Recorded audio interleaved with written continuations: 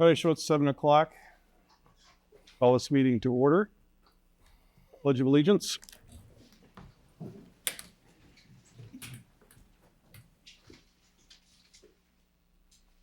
Pledge allegiance to the flag of the United States of America and to the republic for which it stands, one nation, under God, and indivisible, with liberty and justice.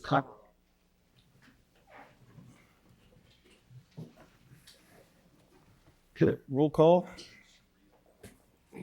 DeYoung, Rick here. Green, Stratton, Peltonen, yes. Roble, Here. Merchant, here. Milnick. Here. Is there any declarations of conflict pertinent to the agenda today? None heard. Moving on. Back up.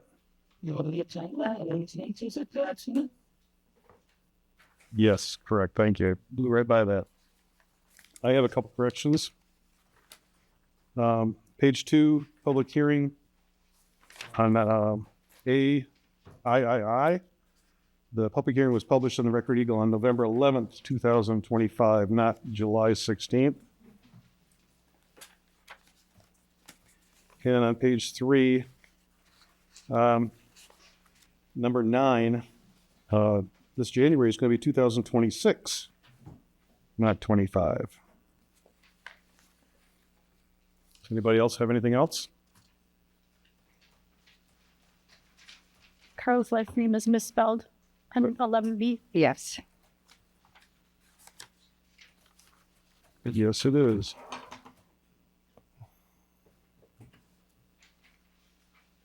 And what? Besides the date again, I missed it. The date of the published on III was when? The November 11th. number 3 III public hearings. Yes. November 11th. Okay. Yep. Anything else? Okay, none heard. Moving on. Sorry, can you? Motion for that? It's really loud. Oh, And okay. we accept the agenda as amended. Second that? Second. Carl seconds. All in favor? Aye. Aye. Any opposed? Carried. All right. Thank you, Kay. Well, okay, now we'll move on. Okay, public comment. There'll be two places, 2 times to speak in public comment. The first will be now, and the second will be later at the end of the meeting.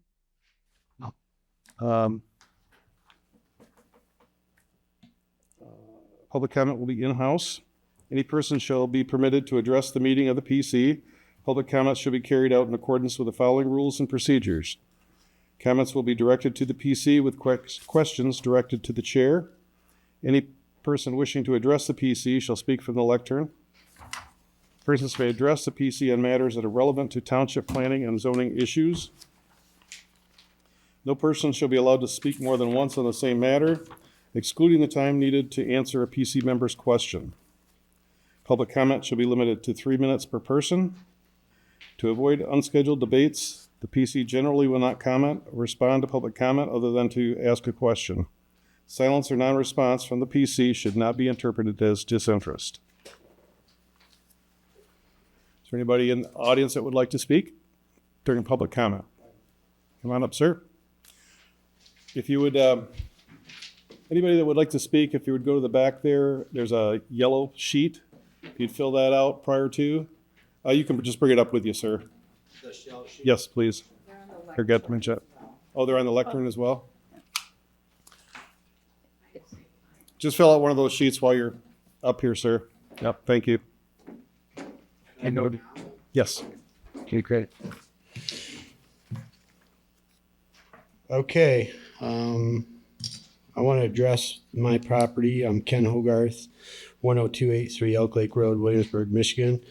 The gate that Public hearing.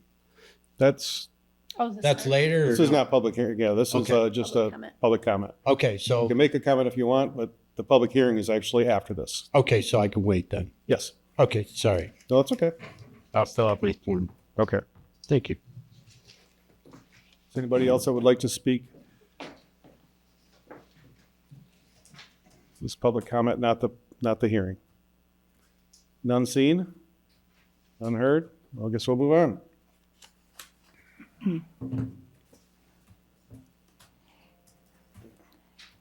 Is the Zoom just for the public hearing for the comments? Yes. Okay.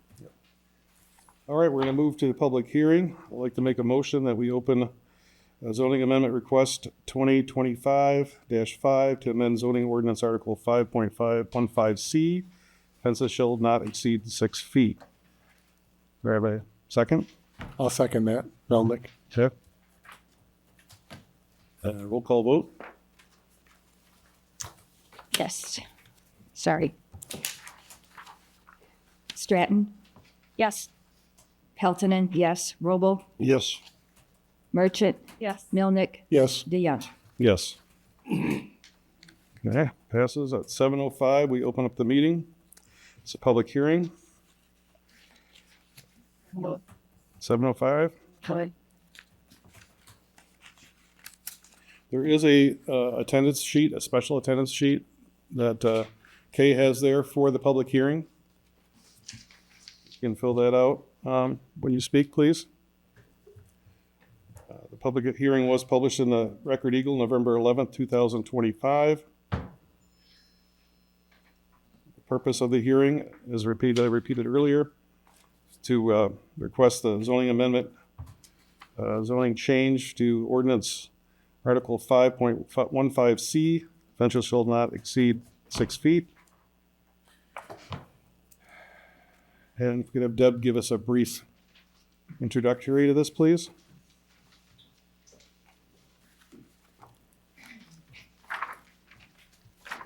Good evening. There's a property on Elk Lake Road that has installed a gate without a permit. Had they come and asked for a land use permit, I would have advised them of what the situation was and regarding the ordinance of not to exceed 6 feet.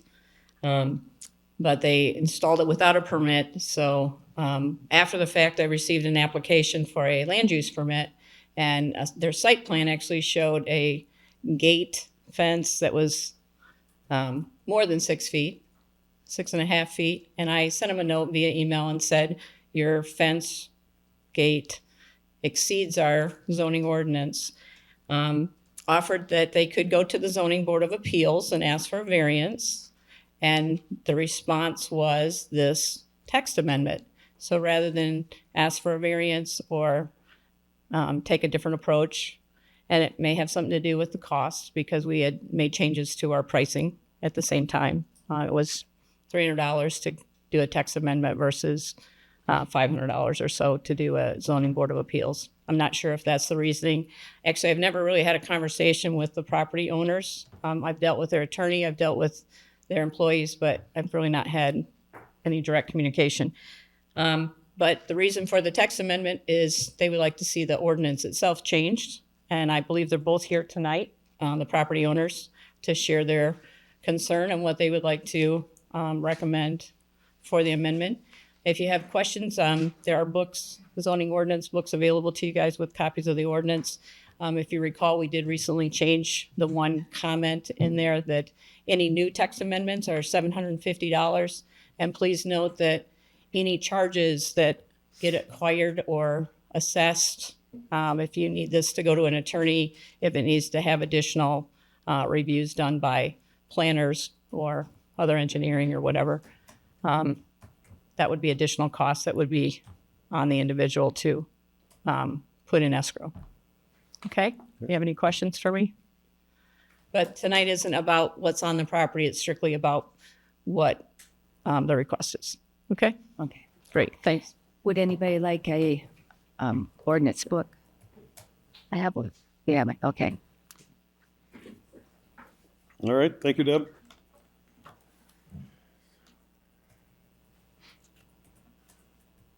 I have not received any written comments.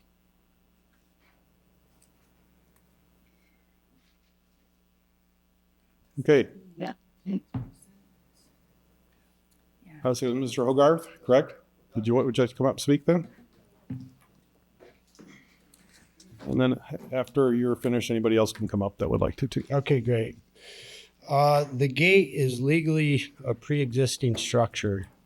The fence has existed on my property for approximately 8 years. It predates the February 2025 zoning amendment, making it legal non-conforming structure under the Michigan zoning, enabling PA 110 of 2006.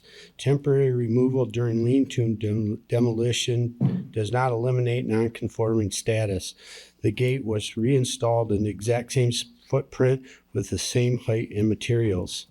Township inspection exceeded legal authority. The only complaint submitted was regarded to lean-to. The lean-to was fully removed and visibly gone from the road. A township representative entered the property without consent of a board and inspected a structure unrelated to the complaint. Michigan law permits entry only when consent, a warrant, or visible from public place. A measurement from this entry cannot be used for enforcement. Height was measured incorrectly. The gate structure has not been raised. 6 inches of the bottom clearance was added to prevent winter dragging. Fence height is measured from natural grade to the top of the structure, not from the gap at the bottom. The gate is the same height it has always been. Selective enforcement is a concern. Multiple fences in this township exceed 6 feet, have never been cited. The gate only became an issue because of an unrelated complaint about a structure that no longer exists. Consistency requires either uniform enforcement or updating outdated standards. Identity of the complainant. Based on prior interactions, it is believed that the complaint originated from Debbie and Kirk Hubble. A FOIA request has been submitted requesting the original complaint. Once received, it will be added to public record. Zoning amendment filing was improperly denied. A formal text amendment requested was submitted to the township as required by ordinance. The township denied the amendment without providing mandatory 5 written reasons for denial. The omission violates standard zoning procedures and prevents transparency.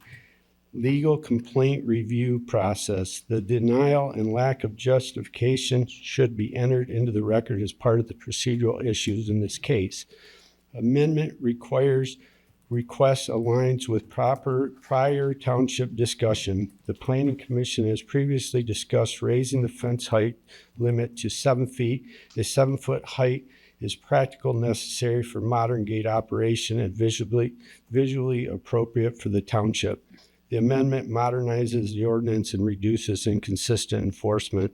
Requested action: recognize the gate as a legal non-conforming structure, acknowledge enforcement was based on an improper inspection, address the procedural failure in the amendment denial, and proceed with the text amendment to establish a 7-foot height standard.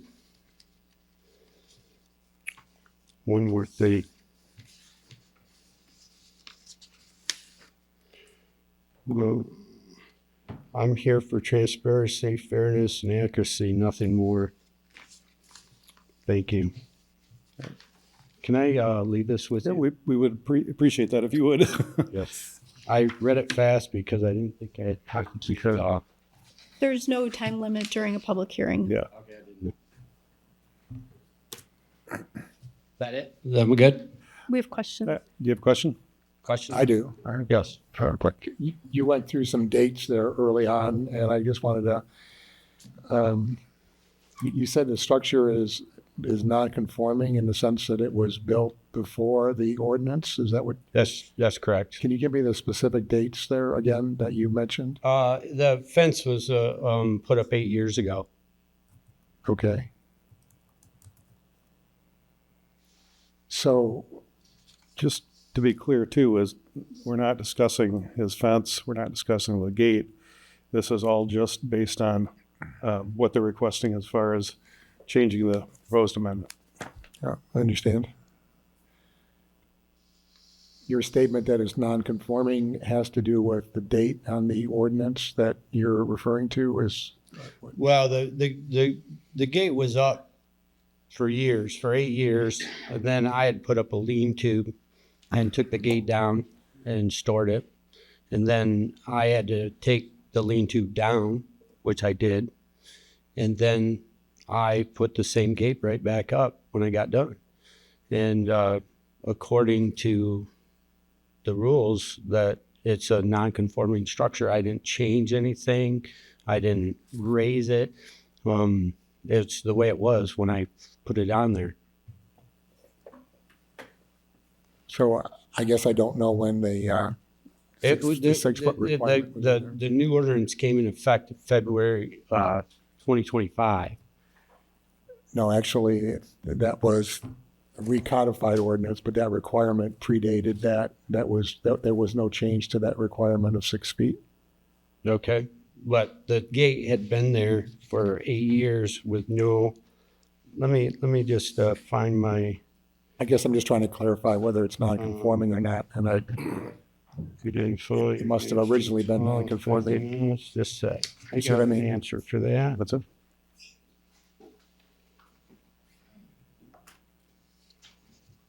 If you go back to earlier versions of the zoning ordinance, I think you find the same 6 foot limit there. Okay. I don't know. Because the time the gate was installed, there was no permit required. The township did not have a fence permit process then, and to my knowledge, it still does not today, but I guess maybe it does. It's the same gate, same structure, same footprint, raising the bottom clearance for snow or is maintenance, not an increase in height. Height is measured from grade to the top, not the bottom gap. Yes, 8 years of continuous use and never a single notice or issue from the township until now. If the township has evidence showing otherwise, they feel free to produce it. So it was there for 8 years, and then I put it back up. I took it down for the lean-to, and then I put it back up, and this was before February of 2025. Can I ask a question? Yes. Are you said? Done. So why not go for a variance instead of changing the code? We did. You're kidding me. It was denied. When And was we had that? no. We did. We did that. Where? How do you know when?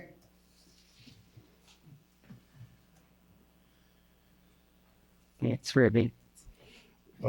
We asked for a variance on 5/28 of 2025 land use permit application. How? There has not been a variance request. I've been on the, for 5 years, on the ZBA, and never has there been a variance requested.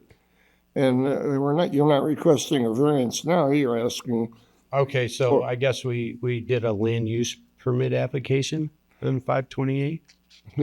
but it's never come before the ZBA. And what we're here tonight is not for a variance, we're here to, for a change to the zoning ordinance to go to 7 feet. And and as in our last meeting, that was brought up, and I, for one, pointed out that 2 of our neighboring townships allow fences up to 7 feet. And 2 of our former commissioners reported that in the past, they have proposed raising it to 7 feet, and that was kicked out by the board. They didn't approve it. So what we're here tonight to discuss is, are we going to, should we change the ordinance to allow, Which would apply on all property then throughout the whole township. yeah, so from what I've seen so far, we should do that. I agree. It's, I don't know if there's any other comments on why we should or shouldn't do it, but Well, I think we should hear we should let the public hearing play out here before we. that's why we're here. Is there any other questions for Mr. Hogarth? Nope. Okay. All right, thanks, sir. Thank you. Just make sure you sign that sheet up there for us. I already turned it in, sir. All right, thank you. Thank you. during the Oh, it's a whole different sheet? Yeah. probably downtown everything. Okay. Where's the sheet? If it should be there. See if These are my comment sheets. there you go. Oh. It- Hmm.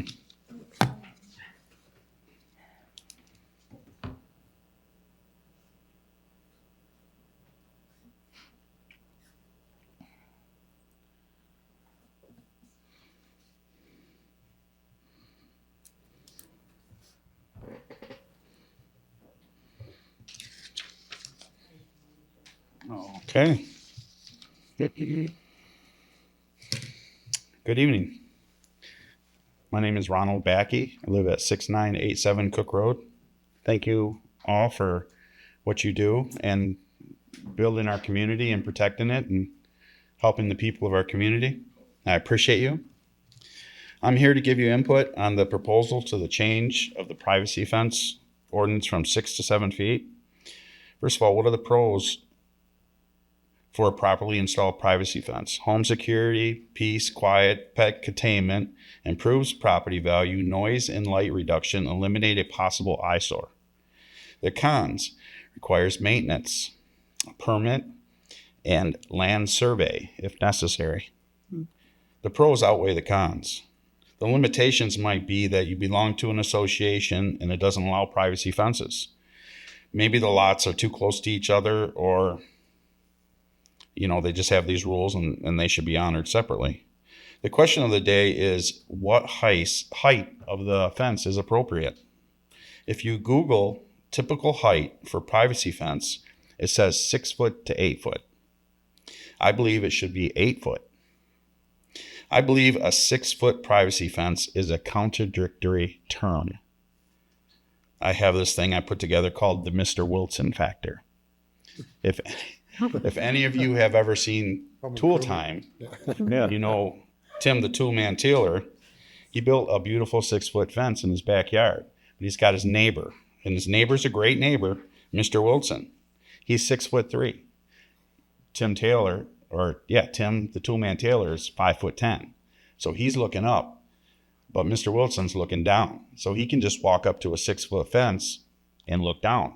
And he surprised him many times. Heidi ho, neighbor, and he jumps. He's like, what's going on, Oh, it's just my neighbor being neighborly. But not everybody lives next to a Mr. Wilson. So, you might have a fence there that's 6 foot, and you might have someone walking up to it, and you might have your daughters sitting outside bathing, and you got some creep looking over the fence because it's only 6 foot tall. Like I said, 6 foot privacy fence is a contradictory term. My 8 foot fence situation.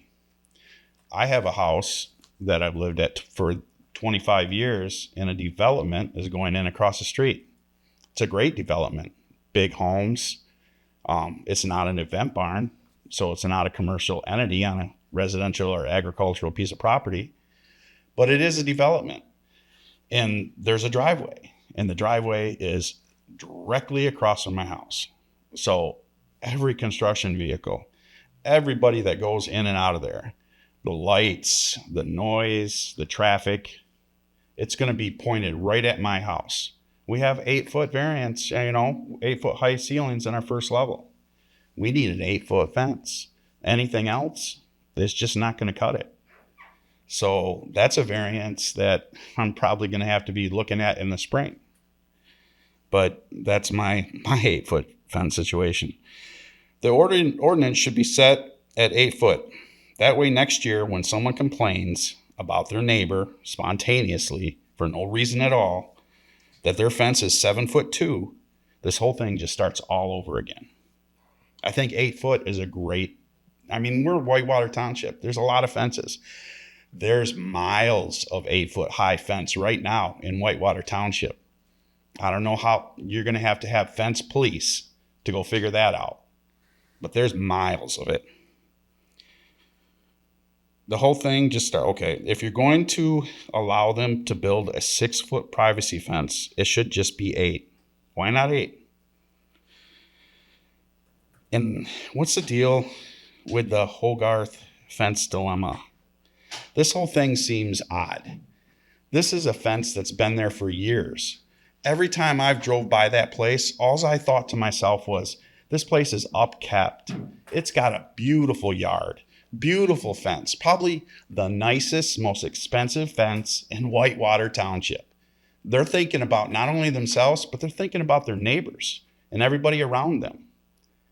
Yet they just spontaneously, all of a sudden, hey, that fence needs to be tore down? Are you kidding me? No way. That's not the hill you want to die on. There is so many other fences out there that look like hell. Excuse my language, look bad. That they've not pulled any permits at all for. They didn't build them properly. They're not maintaining them at all. And this is the fence? There's no way this fence comes down. If this fence comes down, the people of this community are pretty tight-knit. They're going to rally the troops, and they're going to be in here, and they're going to tell you that you're wasting taxpayer dollars. And they're going to tell you that you're attacking our property rights. Plain and simple. I guarantee you, there's miles of unpermitted and illegal fence out there. And the Hogarths, that's a really sad situation. There's more to the story. There's got to be more to the story. I feel like they've been targeted. On a lighter note, on a much lighter note, some of you may get this, some of you may not, but I always like to end with a little bit of humor. So I'm at a band concert. My grandson's sitting next to me. He's 10 years old. I say to him, I'm talking to him about work. I'm in construction. And the number 6-7 come up, No, 6-7. And he's like, he looks at me and he goes, 6-7. And I'm just like, what's that? And he's like, Papa, it's a meme. And I'm like, a meme? Like, I have all the answers after that. I'm just like, well, can you explain a little more what you think it is? Because I'm confused. It means, probably like 6, but more like 7. It's not really important. It's kind of like whatever. And it was just like, really, this is bizarre, So I asked myself, would I ever come up with a situation where I might use that meme? And now I say the answer is yes. My grandson would be proud. If I was to ask a Whitewater Township resident, what height do you think the beautiful Hogarth fence should be? They would respond, 6-7. Thank you for your time. Thank you. Thank you.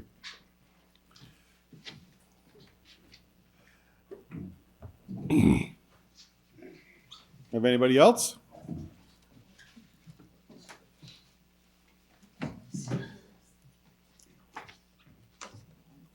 I'll be quick. Yes.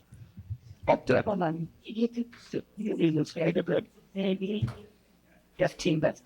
This is going to happen sharing. But it's kind of a but it's process for the time to sharing. What? So, all right. Hello.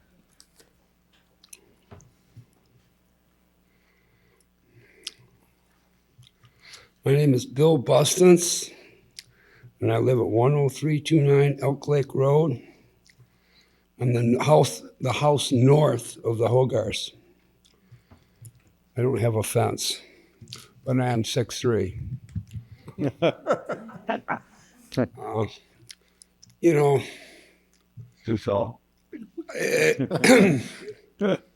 It just seems to me, and I don't like it, but it seems to me that people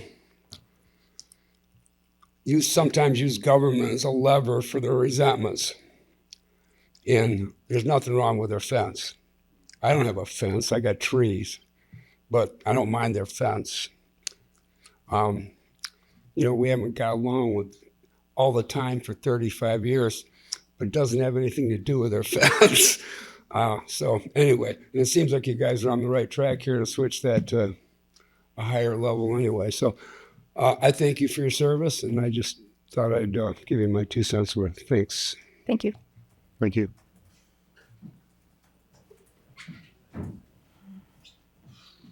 Randy Steelman, Chris Road. I just wanted to stop in. I'm all about this making it 7 feet or whatever, but I wanted to add, I think that it would be great if you guys would make it, we don't need a permit up to 7 feet or whatever, that would be it would make everything easier. It'd get rid of work for people that, are too busy doing other stuff anyway. And I really like what that one guy said about everything. It's, some of the stuff's ridiculous and we don't need that. Thanks a lot. I did. Thank you.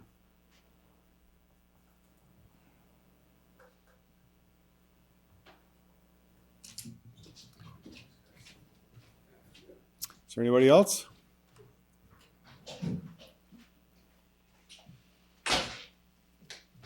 Ron Pop, 6237 Elkview Drive, Williamsburg.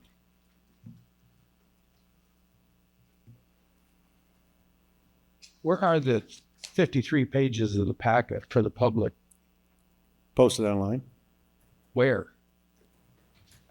On the That after the meeting, right? Yeah. Carl, I appointed you to this board. When did the Planning Commission send to the Board of Trustees, a fence request? When? Did you say when was it? Yeah. I don't know. That's just Well, what you was said reported. earlier that the board turned it down. Yeah, that So I was just wanted to make sure. This is a public hearing, Carol. You're not supposed to respond. Just go ahead and say what would you like to say, Mr. Pop. Very good. Thank you. So it never did come to the board. What we are dealing with here are multiple fences outside of the existing ordinance. Hopefully, you have an idea of how many there are. I drove by 2 just to get here in 3 miles. There's a new one that went up this fall in the Village District. I didn't think there were fences in the Village District at all.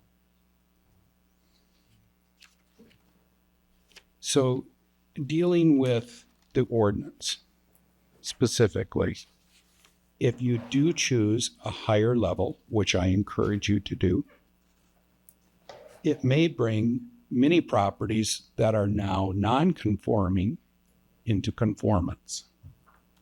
So that could certainly be a finding of fact that you use to support a decision. Thank you. Thank you.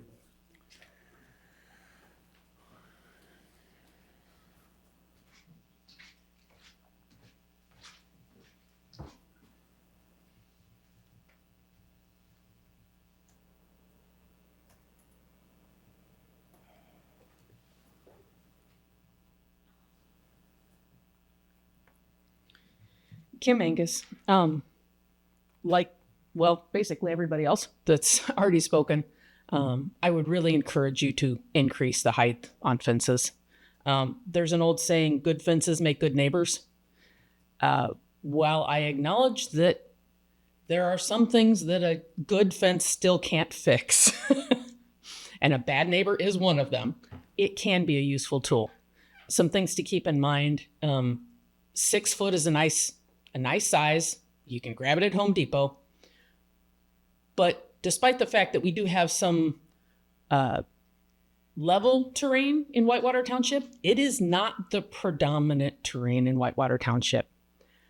I could put up a 6 foot fence and stand 3 feet from that fence, and it would be waist high with my next door neighbor. Now, an 8 foot fence isn't going to fix that either. But it really does help with our varied terrain, both side to side. Okay, you're going to be able to look over the fence depending on the topography. But 6 feet, by the time I step back a foot, could be 4 feet. So that extra couple feet really does help. Additionally, as you're running down a lot line, when the lot does this, you can't always do that with your panels of fence, especially when you're talking about privacy fences, stockade. They can be a lot more complicated to install than people realize. Having some variance in allowing an 8-foot fence where they can fill in and remove as necessary to maybe make what is often a more aesthetically pleasing level fence, as opposed to putting panels up and down and up and down, is a lot easier for installation and can be a lot more effective for things. We are predominantly still an agricultural community. And while I have absolutely no problem with my neighbors having chickens, in fact, I have very few neighbors that don't have free range chickens. The ducks next door are a whole lot worse. Now, a fence isn't going to block everything, but it will keep the ducks next door, and it will keep the chickens more next door. Those type of things really do help. So while I understand that the proposal that's been brought to you is for a 7-foot increase, I strongly encourage you. I think you have some folks that have given you a great idea, and 8 foot is a lot better. Additionally, I would really encourage you. One of the parts of the fence that I think Carl is referring to, where we recommended the board some changes, I don't remember if 7 foot was one of them. We recommended a package, and that was thrown out of the amendment that we put forward. But one of those was to eliminate having a land use permit for fences. When I did my research for that ordinance, what I found, it is in like the top 5 things that townships get sued over. Because our zoning administrator, Deb, goes out, she doesn't know where the lot line is. It is safer for a township to stay out of it. It is not practical. On my property, I'm not going to drop $10,000 on a survey to be allowed to put up a fence, where a fence might still be a good idea. So leaving it up to the homeowners, a fence is something that can be moved. If someone gets it wrong, it can be adjusted. It's not like you've poured a concrete foundation, even if you have concrete posts. But removing that township oversight to something like no permits under 7 feet or no permits under 8 feet, whatever you come up with as your designation, really is a safety thing for the township. And Carl's point is very accurate.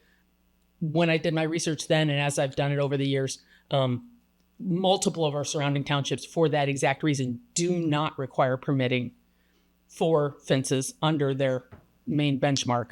It is fences are allowed, must be on your property, and then they stay out of it. It is really a much safer position to put the township in. Thank you. Thank you. Is there anybody else? Do we have anybody on Zoom? Yes, there's one participant, Rachel Steelman. I'll just ask quickly if she wants to raise her hand. Rachel, if you want to make comment now, use the raise hand feature in the lower right of your screen. Could be underneath the More tab, also in the right corner of your screen, lower right. And then we'll give her a couple seconds here to raise. Not seeing a raised hand. Okay. One last call for anybody in the audience. Okay, unseen.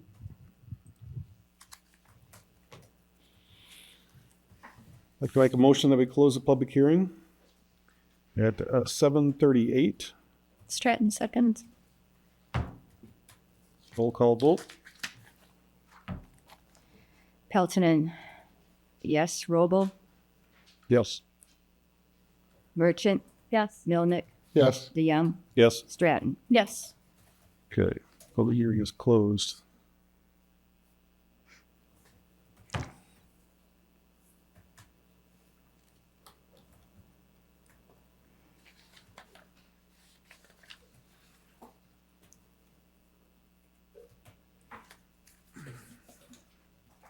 I don't feel comfortable at this time with all the different questions on 7 foot, 8 foot. I believe that this does need to be changed. I just don't know what it needs to be changed to at this point. I don't feel comfortable making a motion to accept this as it is. I agree it does need to be changed, but I'm not sure what it is yet. So, Yeah, I agree with that. Based on everything I've heard tonight, I would just want to make one comment to Ron. I was quoting from the minutes of our last meeting. That's what I was quoting, what was said there and said tonight. That's all I was doing. But as far as now, 7, 8 foot, I don't think we should really consider a little further, because if we make it 7 foot, then maybe a month or two from now, it wouldn't be fair. That we would want to consider then something more. I do like the idea of not having to have a permit for something below our maximum, unless because then people would want to build a larger one, which probably isn't going to be very often. They can apply for grants, but just so I would think maybe we could hold this and reconsider it. I don't know if we have to change something to make it 7 or 8 feet, and then resubmit it. I'd hate to have them to have to pay another fee. no. We can modify. Yeah, we have time to. Yeah, but I think we should, think about it. I personally don't have any real opinion one way or the other. As long as I don't see any complaints against it, so maybe but I think we should think about it a little more. Maybe.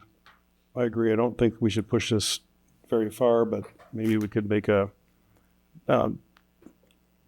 our research over the month and maybe make the decision next month. Whether what we change it to. And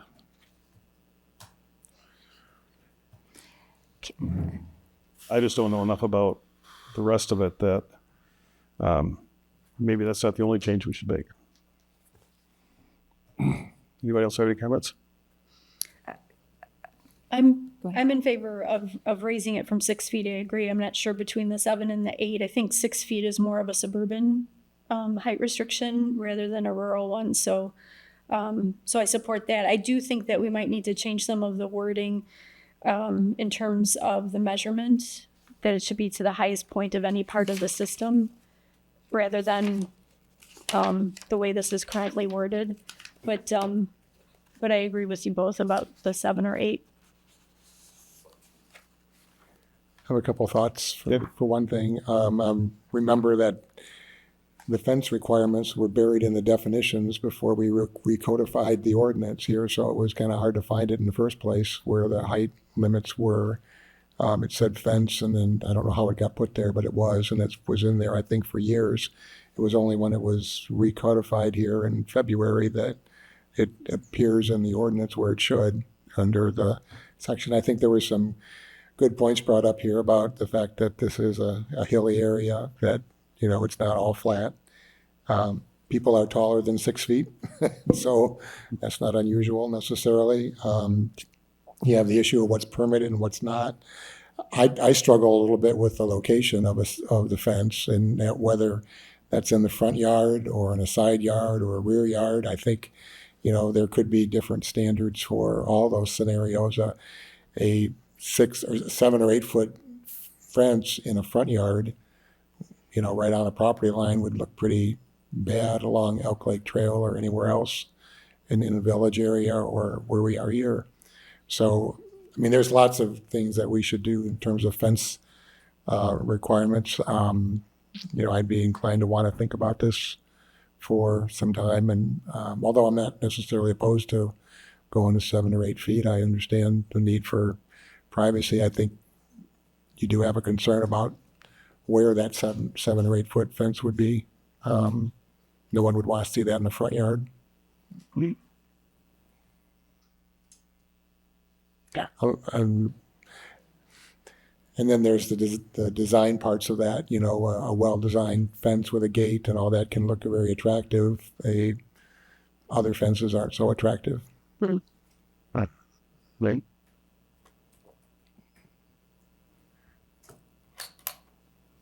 Good.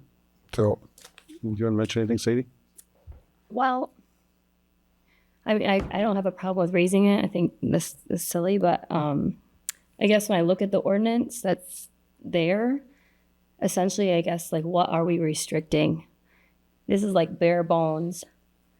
I mean, you're saying, I feel like, okay, the finished side has to be out, but you're not saying what that has to be made of. So somebody could get something that doesn't have a finished side, and that's fine. You're also, there's no definition, like you said, of how it's to be measured. And then as far as like no sharp edges in the barbed wire, I can understand that. But I feel like, why set a limit on something when you're not even really restricting it? Like, what are we accomplishing by making them get a permit, having our inspector go out there and look at it, and they can still do whatever they want? So yeah, it looks like, oh, you want to put a nice fence in, but somebody doesn't say if somebody could build it out of all scrap material that they have in their barn. So what are we accomplishing by keeping this how it is? I feel like I agree with you, like to restrict it to make it look nice, but I feel like we live so rurally that you can't confine people to say it has to be a white fence that's 8 foot tall. That's not fair to the area that we live in. So I am kind of leaning more towards maybe not having a restriction at all, unless it's like an absurd height or something we can say. Then, like Carl said, you'd have to come in and get approved for that. I agree that, sometimes my opinion on what looks nice might be different than somebody else's, and that's their property right, especially living in a rural community. I think that a fence in the front yard might not be best for some people, but also, like, if I lived on a really busy road, which there are in our township, I might want a fence that fences me off from 72 or 31 or Elk Lake Road. I might want to have that complete privacy or safety for my kids or my animals, or to help with sound. And why are we saying that you can't have that just because we don't like the way it looks? Like, I don't feel like that's very fair. But I guess looking at our ordinance right now, the biggest thing is, like, what are we accomplishing with this? Nothing. All we're doing is making work and getting people to spend money to get permits. We're not restricting anything except you can't have a barbed wire fence, really. I mean, just seems kind of silly to me how it's written now. My thoughts are, this is 512C, which it only is discussing residential standards. So I believe that there are different standards for farming areas, which would not even be included in this. So maybe the 8-foot fence that you're referring to, that you drove by miles and miles, it might be a farm fence. So I think the permit requirement for under the standard height that is to be considered, I don't mind raising it a foot to 7 feet. It just 7 feet, 8 feet, 9 feet, 10 feet. Someone gets a ladder, they can look over your fence. So you just have to assume that someone's going to be looking at you, and then they fly their drones. You have to assume that they're going to be looking at you, and then we have our webcams on our yards everywhere, so you have to assume someone's looking at you. A fence isn't going to detract a person from using their property cameras and putting a ladder up. So the height is pretty much for an aesthetic.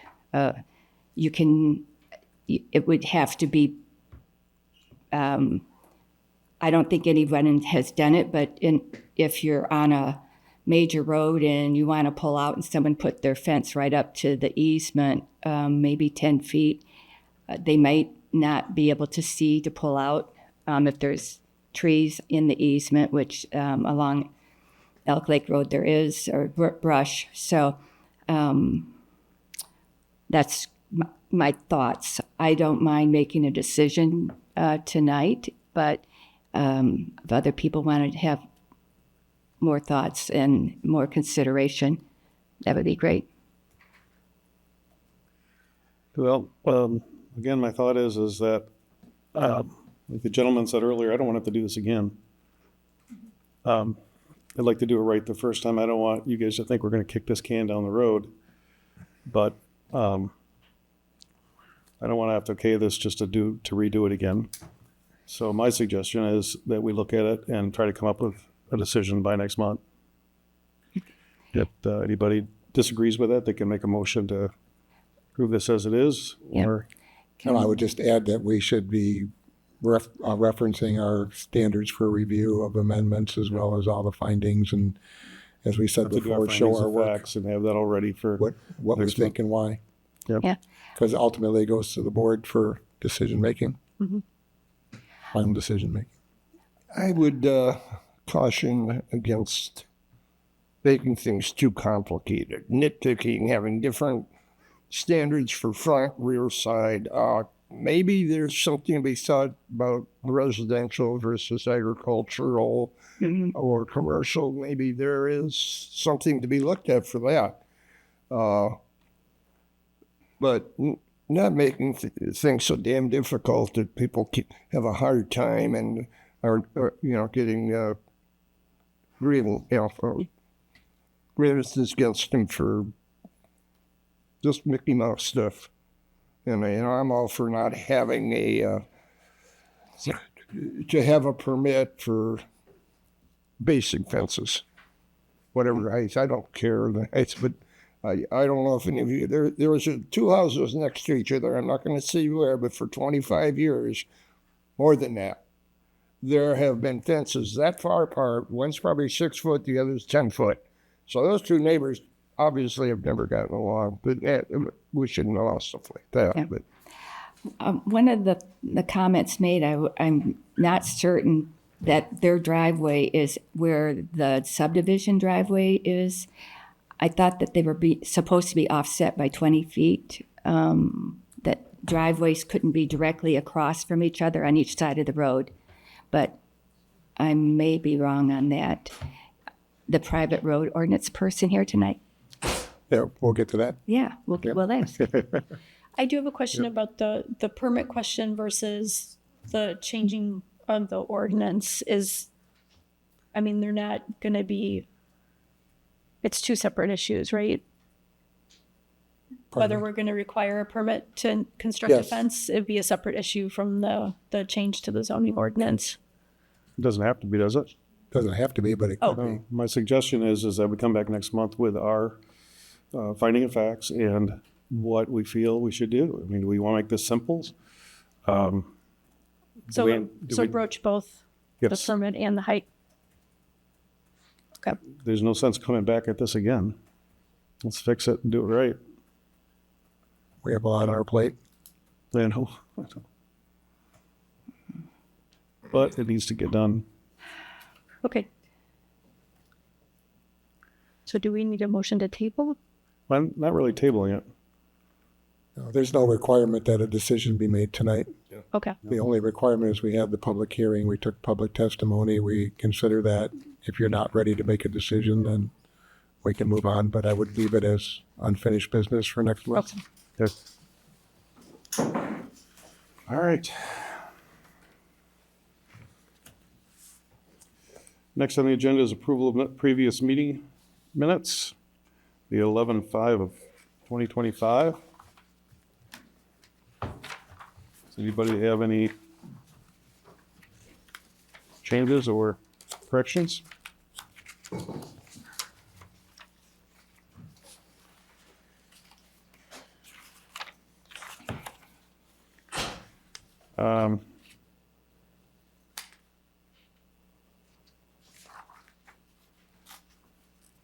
Denise was here. No, November you were? November 5th, I was not. Oh, okay. All right. It was a special meeting that you were here. Okay. Yeah. Okay, I don't have any changes. Does anybody else have any? Okay. None noted. I make a motion that we accept these regular meeting minutes for Wednesday, November 5th, 2025, 7 p.m. Is there a second? I second. Carl Robel seconds. Would that be an all in favor? All in favor? Aye. Any opposed? Carried. Yvonne?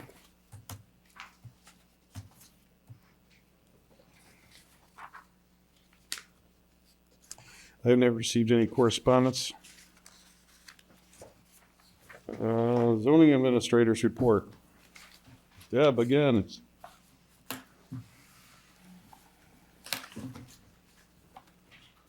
Just kind of a footnote, something to consider too when you're working on your findings of fact for next month. Think it also about garden fences, because a lot of people put up really high fences to keep the deer out. So factor that into your findings of fact, because that's something that a lot of people, I don't care if you're in a residential neighborhood, you got a farm or whatever, people want to fence in their gardens. That should be an exclusion item in that ordinance as well. As a zoning administrator, I'm only here to enforce what you guys have on the books. So Right. don't throw grenades at me because I'm actually enforcing what is written. So the my report's in there. It's getting longer. So if anyone has any questions, we get a lot of activity. Just to kind of give you a quick update, High Point Golf Course just broke ground. They're pouring the cement on their bar restaurant. They've finished the lodge. They've gotten occupancy as of Monday on all of the lodge from fire department and from us, so from zoning. Grand Traverse Plastics, their project's on hold. Hudson, John Deere, their project is also on hold. I heard there may have been a change in ownership there, but I haven't gotten confirmation on that. I was dealing with a couple of their attorneys trying to get things moving. I think AIS is still working on getting their construction up and going as well. I haven't gotten confirmation to go out and check any footers. So, and if you guys don't know this, when a land use permit's written, I have to go out and visit a site 3 times, one for the staking, once for when the footers are prepped, and a final for to send a final to the county to let them know that it's been completed.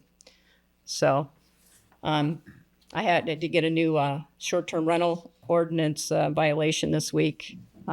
Somebody complained that I'm looking into as well. We do have a couple little things that are going on. I am working with Jim Snyder on old M72 to work on his property, and hopefully we're going to see consistent improvement, or that one will probably be coming back to the board. There's, as in the township board, in case you didn't hear, Denise Heidish did not show up for her trial on Monday, and there was a bench warrant issued for her arrest. So this is what we have in place today because we don't have a civil infraction policy. So we're seeing that process through. So, and it's expensive and it's costing the taxpayers a lot. So if anyone has any questions for me? That's with regards to the 9276 Elk Yes. Lake Trail. Yep, that's most recent update. I'm on permits so far this year, 93. So I haven't issued any this week. I got 2 more land divisions combinations that came in this week. So I've got a few other things going on, but it's not quite as busy as it was this summer, but it's still been a very busy year. And with all the inspections going out to properties, and also keep in mind when someone applies, fills out an application, they're signing an affidavit giving me access to their property. So I'm allowed to go on a property and look at staking and what's been built, and it's written right on this application when they sign it. Also, I know that a comment was made at the last planning commission meeting. I kind of got skewered at the end of last month's planning commission meeting about the time frame that it took to get the application received by the Hogars to the planning commission, but it did go to the planning commission chair that August. I did reminders to him and I kind of pushed him to get it on the agenda, but that was a decision that had to be made by the planning commission and it required a motion by the planning commission. I wasn't at the meeting, but I was watching it on Zoom and I couldn't say anything, but I really appreciate getting support from our board and our planning commissioners because this is not a fun job.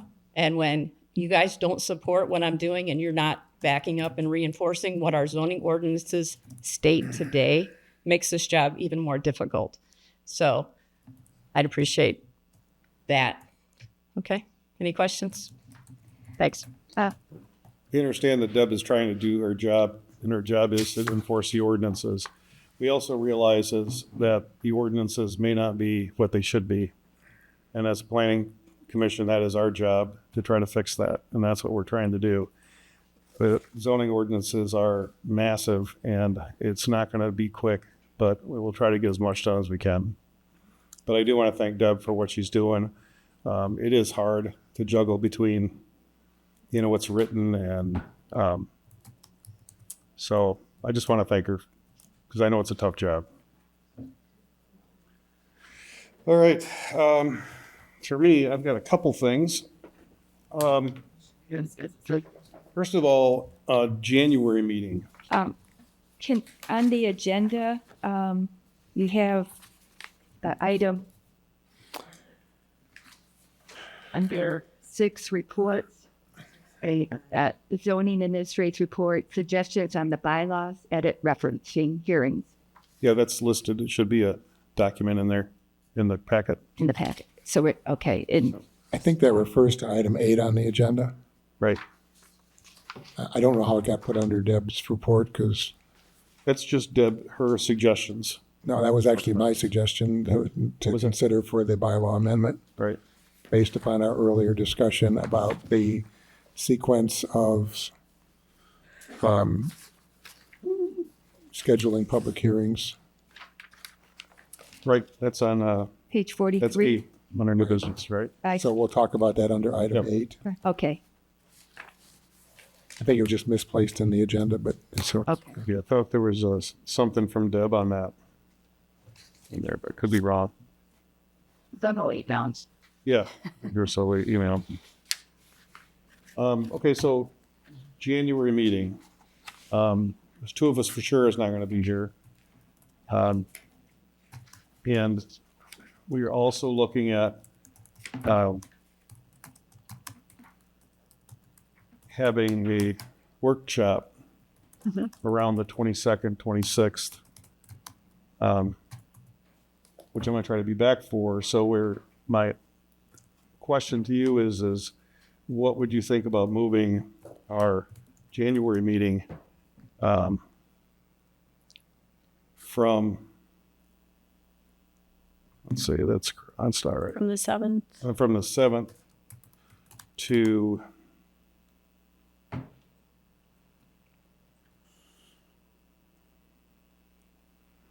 the 21st.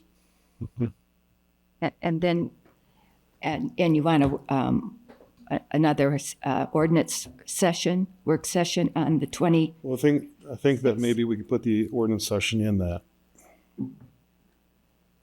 Okay. But we've got, so we've got got a a public public hearing. hearing. And we have to revisit we want to revisit the fence. Yes, we do have to read that too. So, well, then we could, my suggestion is push that back to February then. The zoning work. Right. Yeah. What do you think about that? Either that or we're going to have to try to have another one, the week of the 28th, for just the zoning. So when do we have the conflicts again? Obviously The 7th. doesn't work, right? Yes. So Could you push it to the following Wednesday, the 14th? If that would work for, It'll work for Reen, but I won't be here. yeah. 21st, if not. Yeah. Would you be, yeah, I'm sorry, what was it? The 21st? Does not work. doesn't work for Kay. Okay. We need K. Yeah, we need Kay. Right. Don't need me. Yeah. So Yeah, we need you too, so. we could, you could push that to the 14th. I will not be here, but but Reen can take over. So that's the work session with Giffords Webster. No, that would be the regular January meeting. Does that work for you, Sadie? The 14th? Yeah. Scott? Yeah. Okay, works for Scott too. Okay. Randy? I'm good. Okay. So the regular meeting would be the Yeah. 14th. Will that work for you too? Yeah.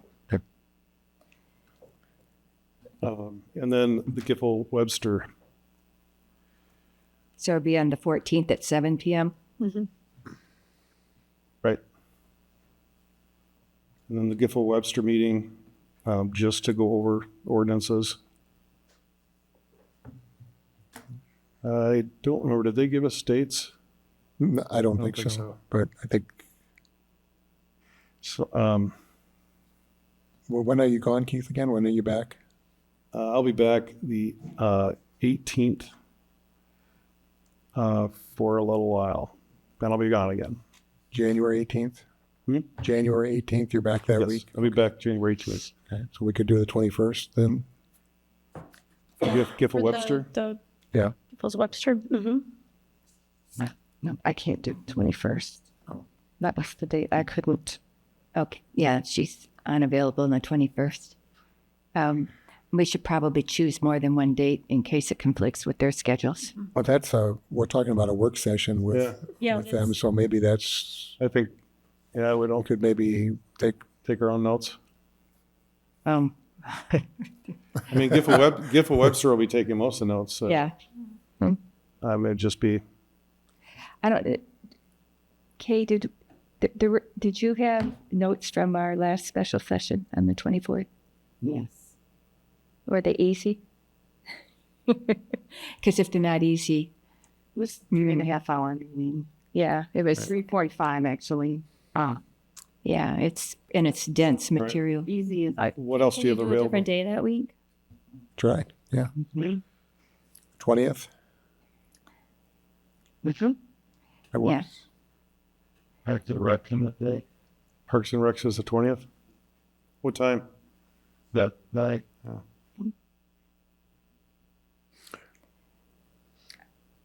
Oh, they're meeting here in this room, right? 19th. So the 22nd or the 26th, we're looking at our first workshop for the short-term rentals. Okay. And the 22nd is the township board meeting. The 19th? The 22nd, I believe. And that's the morning meeting. The For the 19th? That's Martin Luther King Day, but that's, The 22nd? The 19th. 19th. 19th, yeah, that's the Martin but that, holiday weekend, 3-day weekend. the 19th, just, I can do the 19th. okay. All right. If- Try for that. The 19th, I think we need a backup because 6 Giffords 6 like- p.m. 6 p.m. I'm thinking. 6 p.m. No, is that too hard for you? No, Oh, sure. I just need to. Oh, and this is on the 19th. 19th. Do you want me at that meeting? Yeah. Can you make that meeting? Okay. And Deb, can you make the 19th? Yes, I'll be here all day today. Okay. Question is, will you be there all night? Well, no, not to be there. No, I thought. Okay. So January 19th, 6 to 10 p.m. Yep. Okay. PC. And that'll be 10-ish. 10-ish, yeah. If should we have a backup date? And for some people that might be a holiday. I'm thinking of the consultants. Yeah. They're consultants, they work all the time. Yeah. Yeah, federal. I say we just try to make that work. What's that? Try to make that work. The Yeah. 19th. Okay. All right. So we need a motion, correct? That's a good idea. I move that we reschedule the January meeting for January 14th at 7 p.m. I second. Budget.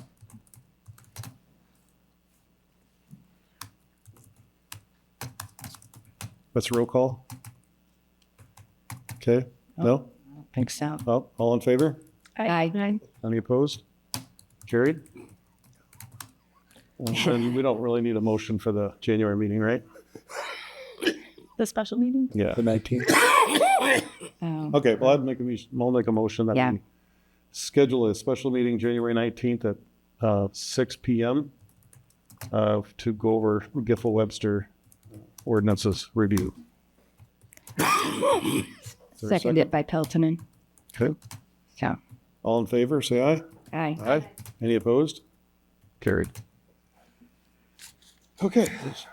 And can I just clarify that first one was from January 7th to, January 14th. yes. Thank you. Forgetting anything, Randy? I think so. Thank you. Do you want me to do the agenda? I'll do the agenda. Okay. Okay. Then, we'll on. You have anything, Reen? I'll hold off until the Okay. ROWG. Anything right now, Denise? No. Randy? Anything from the board? The Township Board, so we have our new member appointed, Scott Trumbull, who is here, replacing Carl. A new member is likely to be appointed at the Township Board meeting next week to replace David Bosler.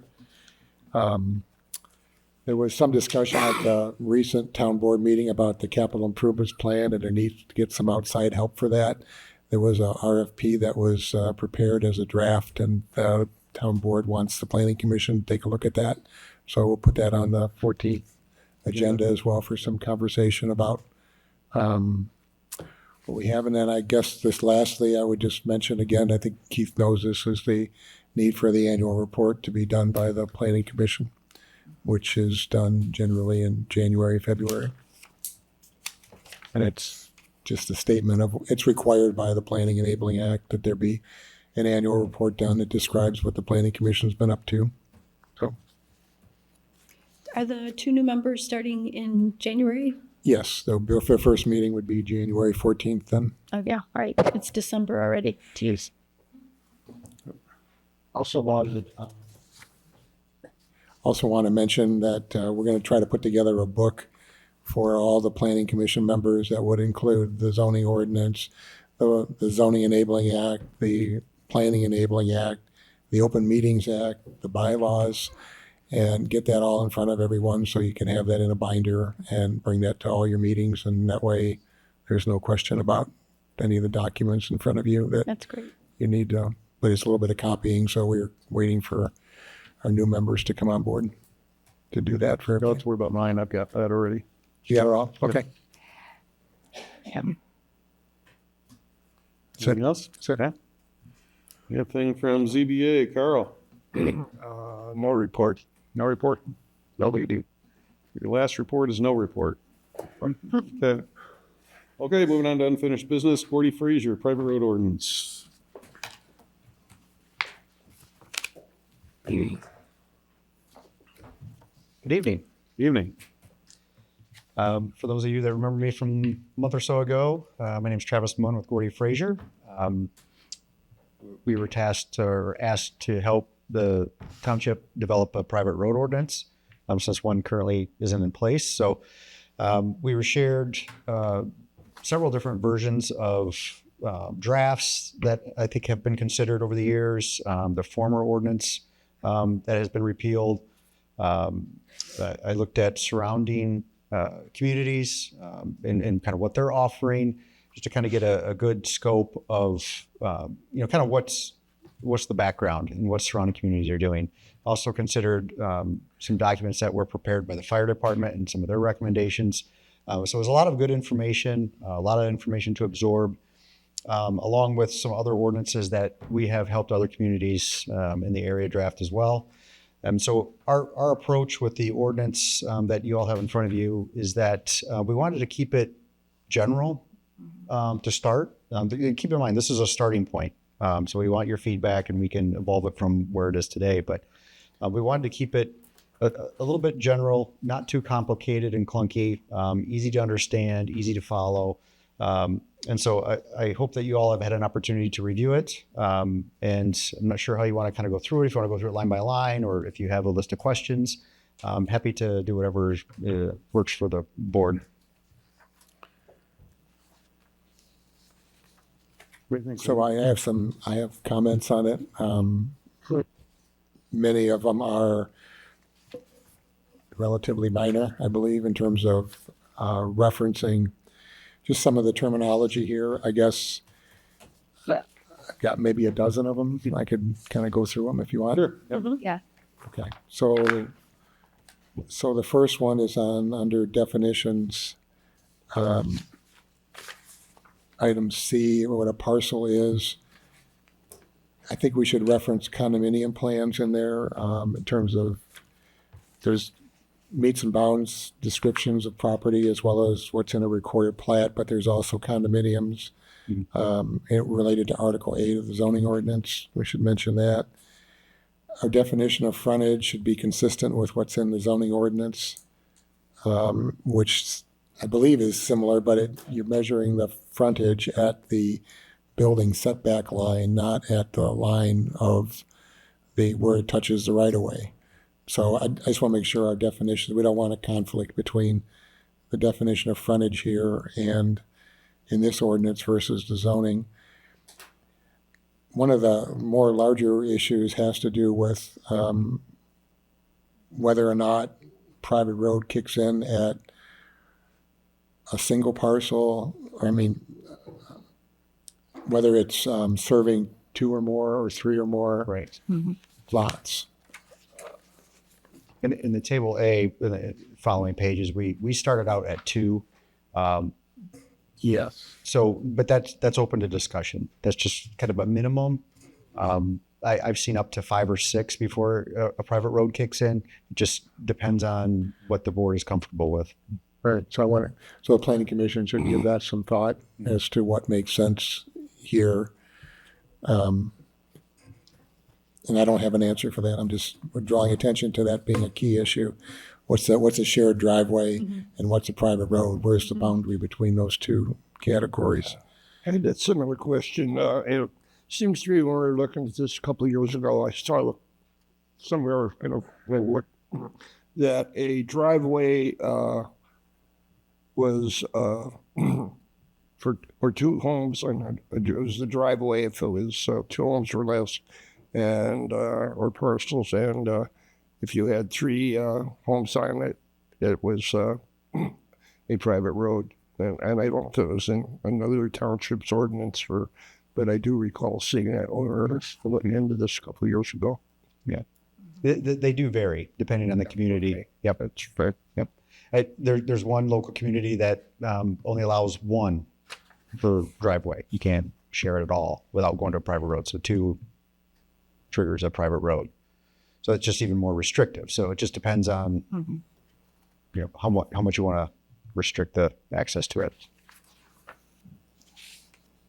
I'm not sure what some of the prior ordinances had in the township. We can find that out, where the cutoff was on those. But under section 4A4, there's a mention of the Grand Traverse soil erosion determination. I guess I'm not really sure what that is. Can you speak to that? Really, it means we can change the terminology, but it's a soil erosion permit if one is needed. So typically that's triggered when you're within 500 feet of a lake, stream, body of water, or over an acre of disturbance.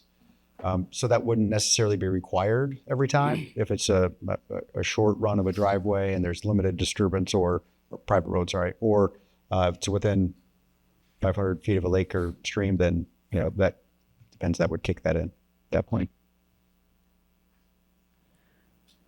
Okay, then, so maybe some more explanation of that could be helpful in the ordinance, so we're aware that, most private roads are going to disturb more than an acre if it's got any number of houses on it. Right. I think between the road itself and the right of way. Yep. We can add if applicable or state the requirements that trigger a soil erosion permit. Okay.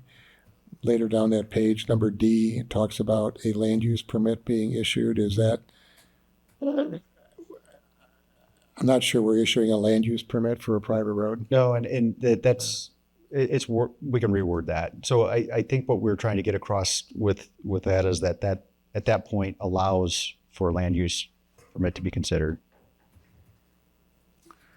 Okay.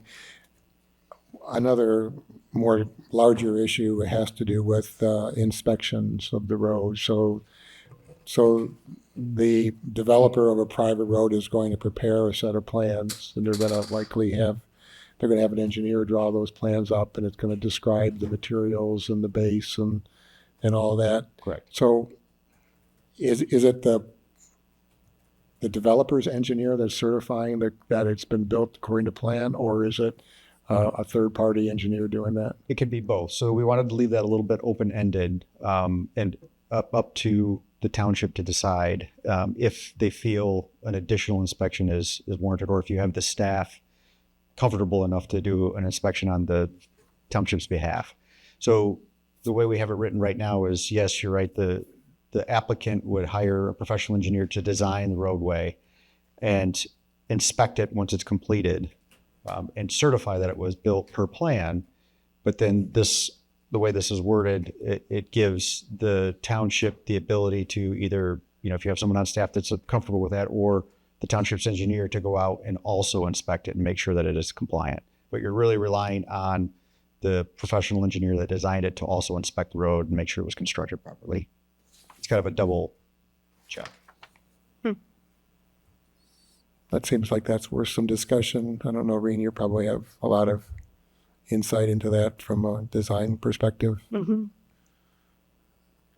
Yeah, I mean, I would be uncomfortable if I was being required to certify a home, that I had designed, especially if I'm not on the job site watching it be installed, because I don't know how they confirm, if it's been built up correctly or anything. Well, if you're putting asphalt down or something like that on a private road, how would you know what the base is? Mm-hmm, that's what I mean. Yeah, so that's probably worth some discussion. Do you have some recommendations for what their discussion is? How would we know what was under the base of the road if we weren't there when they leave? So they could be modified to have the township engineer to go out and inspect periodically during construction. That's one method. Okay. But you're really relying, and again, this is all kind of a first draft, so this can all be changed, but you're really relying on the engineer that designed it and their professional license and opinion to go out and certify it. They should be doing that during construction. They should be inspecting it, really, Correct. and not the township. Right, but the township can go out and do it in addition to, as a double check. Correct.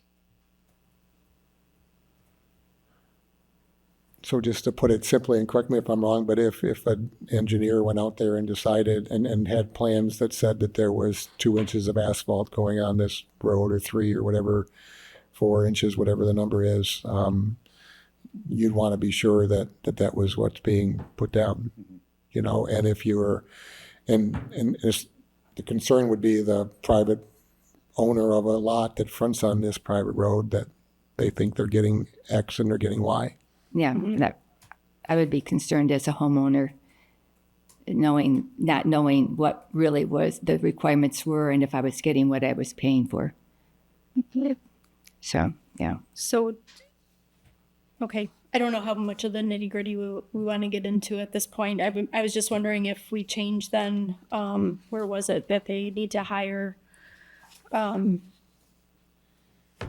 the developer needs to hire a professional engineer to design and provide periodic inspection in order to certify completion of the project as drawn and specified. Which item is that? Well, there, I'm trying to find it now. Was that under section 4, F, following it, inspection? Following construction. This one. No, I thought it came up before then. That they need, do you know where it is? And here where we talk about that they need to hire a registered professional engineer. Did I dream that? Where I thought I saw. So we do list it under, so A1 of section 4, engineered road construction plans. So engineered plans, essentially. There was a wording in here. I'm trying to find it as well.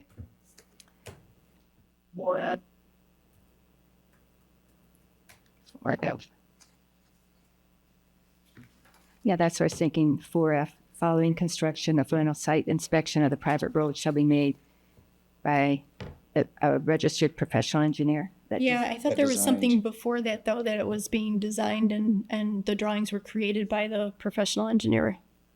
We can add that for sure. Mm-hmm. Okay.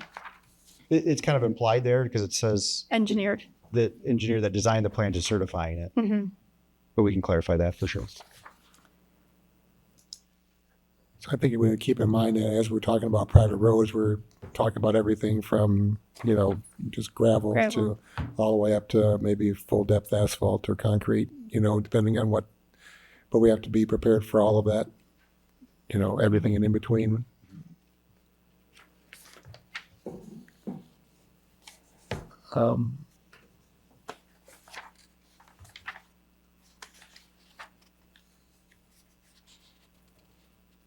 So there was some going on, I guess, section 5, there were some references to section 6 of the zoning ordinance. I'm not sure if that's the right reference. Yeah, I think it was a typo. I'll correct that. On which item? On section 5? 5A and B. And E as well. And E.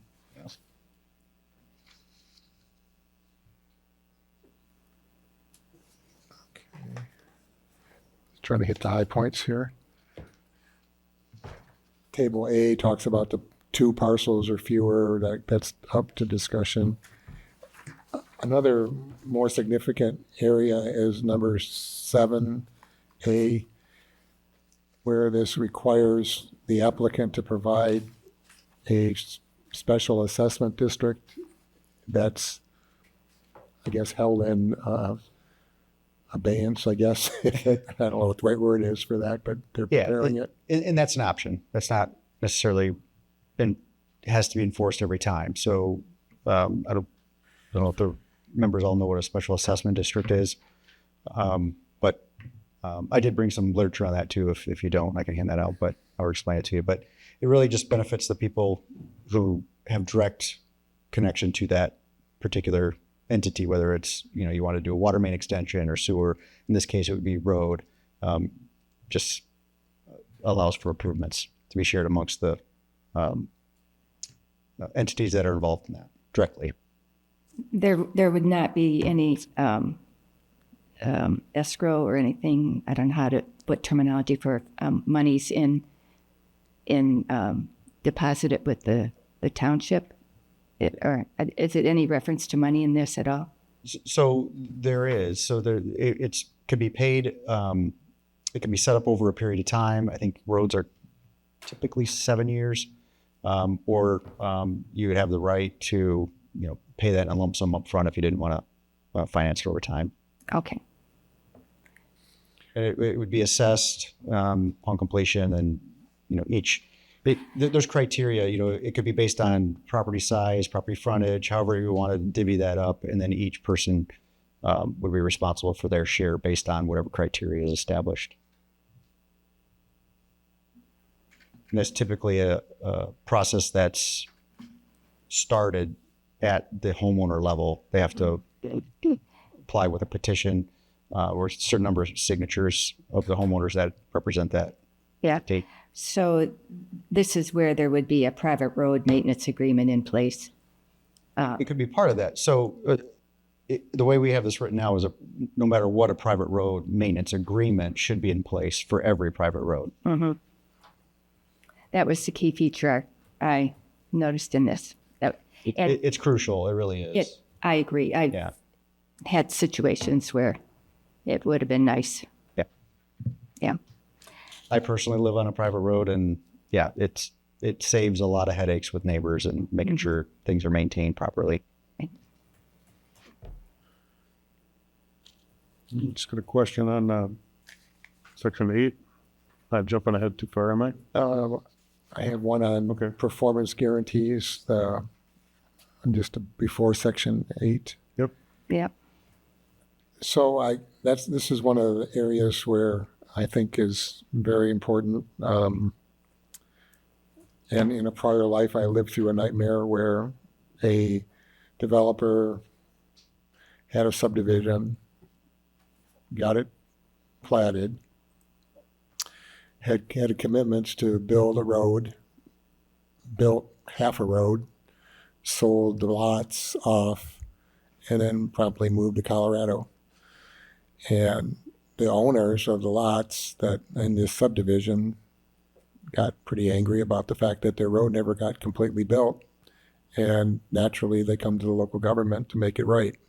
And so if the road's not built, if there isn't a performance guarantee, then we're all vulnerable, I think, to that scenario, and that can happen. So I guess you have the performance guarantee mentioned here. Is there also an option where a developer could build the road first and then have it certified as being per plan and all constructed properly, and then sell the lots? Does that, so, I mean, ultimately what we want is the road to be built.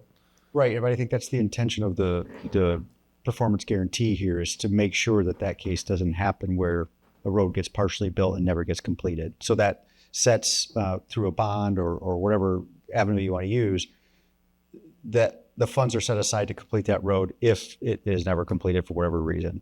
There are many in the area, similar situations where they get sub-base down because they don't want to destroy a brand new road with construction. And for whatever reason, it never gets finished. Yes. And if there's not an avenue in place to enforce that, and that's what the performance guarantee is to do, is that if it doesn't ever get finished, the township has a vehicle to enforce that and finish that, and leaning on that bond. At the completion of the road, they get the bond back. So, Randy, are you suggesting we strike the word may? No, I'm just saying that there could also be an option where the developer builds the road and then is allowed to sell the lot, so he can avoid the cost of a bond or performance guarantee, which I think is around 10%. I've seen that done as well, especially for a smaller project where they could just say, hey, I can build this road in a couple of months and we'll be then done, and then avoid the bonding part. It's just that the road being completed for construction of multiple houses is an issue in terms of. Yeah, that could be. I mean, they may not want to do that, just think of it as an option. So, but that performance guarantee is critical, though. That would be a nightmare. I think that's pretty much all I had. I think if I remember correctly, the conversation that the planning commission had was we wanted something simple to avoid this exposure that I think we have currently of having that scenario happen where owners of a development lay something out, it looks really nice, and then it's vulnerable to that. There can be a whole lot more in a private road ordinance, I'm sure. Yeah. Some of them are very lengthy. Some of the ones I reviewed in preparation for this, were 17, 20 pages. And that's just too complicated. Yeah. We did reference in here several standards that they would need to follow, which is just good practice from an engineering perspective and design standpoint. So we didn't want to specify each standard in here that's redundant. They can go to those specific sections. If you're a design professional, you are familiar with those anyway. Design the road accordingly. And those standards are adopted by the road commission as well. I think you saw the reference in there. So that, I think before there was conversation that the road commission has standards, and that's true, they do, but they have to be in our ordinance to be meaningful. Right. Oh, okay. Do we need to have anything that states that existing private roads are grandfathered? It is in here somewhere. It Oh, is it is in here? but Okay, in the I event missed that it. someone wants to extend it, Right, I saw they have that. to improve it Right. to current standards. So I have some questions. Does anybody want to go before me? You had something. I just had a question. Hey, I mean, I went through this, and is this the only penalty if somebody just decides not to do it? That's $500. That's it. I would refuse for $500. I would just give you the money. I mean, It's a not- starting point. Yeah, do okay. the We can make it whatever you want. It's nothing. Is that typical? But it's quite common, actually. Yeah. But I've seen higher rates. So it just depends. Again, we kind of wanted to start somewhere, get feedback, and then we can manipulate this. Is it however per we want. day or just $500 one time? It's a minimal expense, right? It's too. Yeah, it's too low. It is. Yeah, pay the So this is 500 to put the road in. because you're not going to have a bond already, right? This is probably somebody who's done it without getting a permit or submitting drawings. Well, the bond is an option that can be enforced. And so you could make that a standard practice that is required no matter what. And that is really a kind of a more enforceable penalty, if you will. I think what we're saying is if they just don't do any of it. Right. then that the only recourse is the $500 or So we can set that at whatever Patient the commission's comfortable with, whatever you think is appropriate. okay. Just want to make sure that was clear. That's what that was. Go ahead, Denise. Yeah.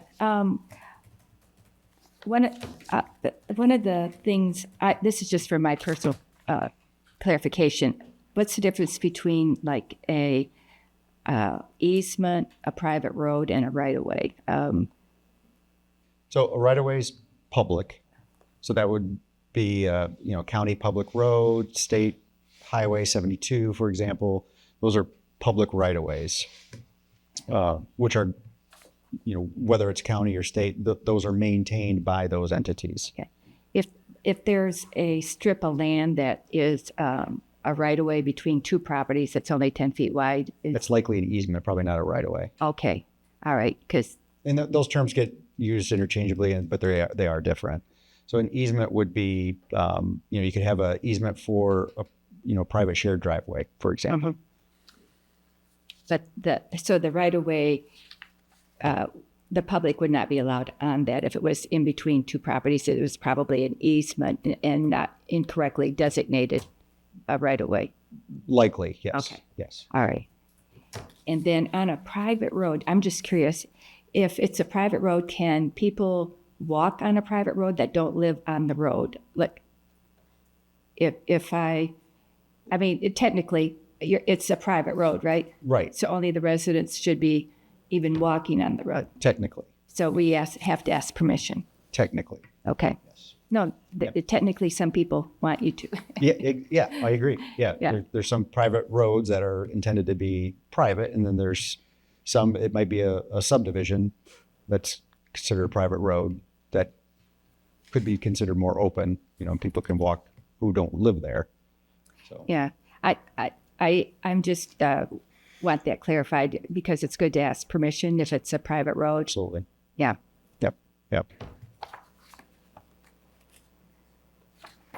Anybody else have any questions? The offset of driveways, I thought there was something about that. We didn't add it in here, and that's a really good point. That's something that we can add. The County Road Commission does have a setback, and so we can reference that in here as well, or add this to Table A as well. The setbacks from adjacent property lines. Mm-hmm. Yeah. I believe the Road Commission is 20, if I'm not mistaken. Yeah, that's what I thought. You couldn't have a driveway directly across from your driveway, that it had to be offset by 20 feet. I read that somewhere. So across the street, it's always good to have them aligned. I haven't seen. Oh, it is? Yeah. Yep. It's when they're offset. Trying to get my directions here right, but one way or the other, when you turn left, you could have a left turn conflict. Mm-hmm. So you don't want them to offset that direction. You want to turn left so you're not conflicting with the other one. But usually we try to align driveways across the street from each other so there's not a left turn conflict.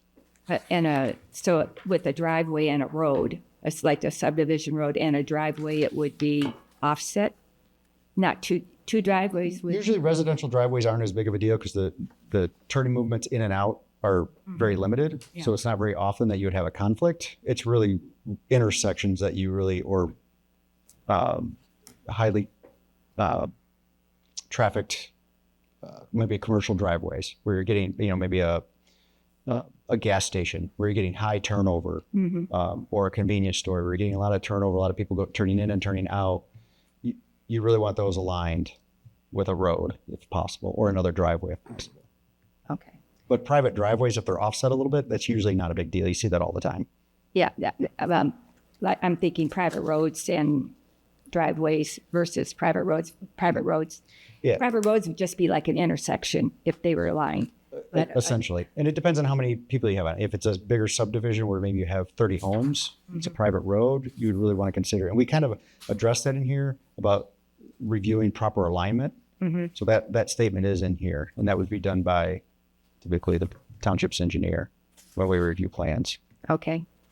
In this case, you would usually send the plans to us to do a review on them for compliance.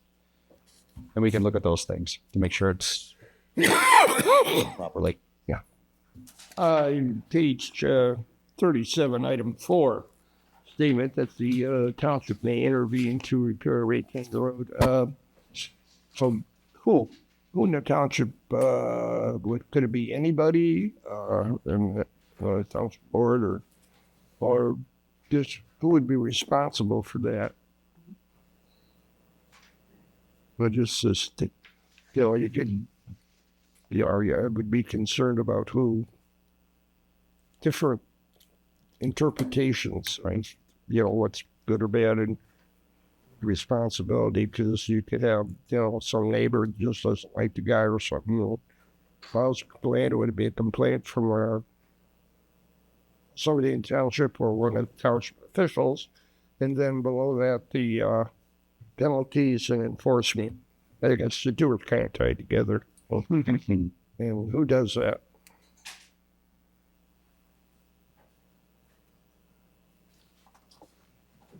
It's whoever you feel comfortable with, whether that Deb. you have a I'm not zoning comfortable administrator. with that. More for Deb. Plus, we have people that are trained. Yeah, And or you could ask the township engineer to go out and take a look at it if it's in question. They could drop their call on it. I mean, it really boils down to a safety concern with getting emergency vehicles down the road. If the road's falling apart, potholing, impassable, that's really the main concern. So with that in itself, would have to have its own checklist of what to do at that point. Is that something that should be in here, or? A separate checklist for like evaluating a road? Yeah, for instance, if we end up having the zoning administrator do this, she goes out there and finds a road that is like that, then she bring that to what would the steps be? Bring it to the commission and then order for you guys to go out and assess the road? Mm-hmm. Yep. And we could develop Thank you. a minimal checklist. Is that something that should be in here then? It can be. Again, it's what you're comfortable with. It kind of boils down to a judgment call, but we could put together a minimal checklist that we can add to it. Well, ultimately, it's a private road, and unless there's a real dangerous situation where the food truck can't get through there or whatever, then it's probably going to be a local private road maintenance issue, right? I mean, as opposed to something the planning commission would get involved in. I think what he's talking about here is maybe something that doesn't have a road maintenance agreement. Oh, That would Nobody be wants to pay to fix it. Yeah, that's kind of an extreme case, but it's a catch-all. The road maintenance agreement should be handling that. If you only have 2 or 3 or 4 people on that road and they say, hey, we're happy with it, township coming in and saying your road is, beat up and terrible and you got to fix it. And they say, oh, wait a minute, we're fine with it. yeah, okay. So, So if you say you're on an existing private road and you're having trouble getting the rest of the people on the road to do the maintenance agreement or whatever, could you come in and request a special assessment district on an existing private road, even though it doesn't meet the rest of the requirements? I believe you can, but in order to start that petition, I think it's 25% of the people who have rights to that road have to sign the petition to start the process. Right. Okay. And then also I see in D where it talks about if you want to extend an existing private road, but it doesn't really talk about just that existing private roads are grandfathered. I don't know if that's something that's always implied, if it's in existence before a new ordinance is created, or if it needs to be stated in here.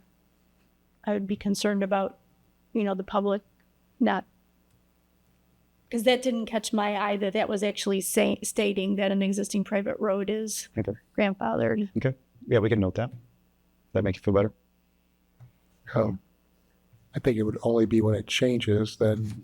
Right, I rules would understand. apply that if you're going to put more vehicles on a private road that is existing, you'd want to make sure it's up to the proper standards. Yeah, no, totally. I agree with what section 7D says. I just don't feel that it clearly states that existing roads are grandfathered.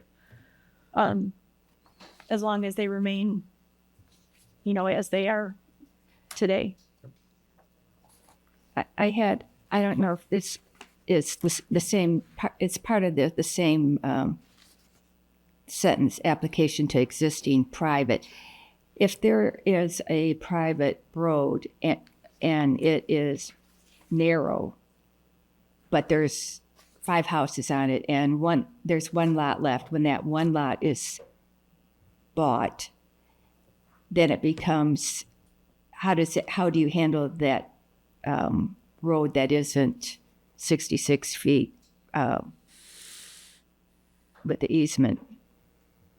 Or residential, 66 feet. So by the letter of the ordinance, it would need to be improved. The whole road? Mm-hmm. So in the situation I'm thinking of, everyone has landscaped the entrance of the driveway to their house off of the private road at a considerable expense.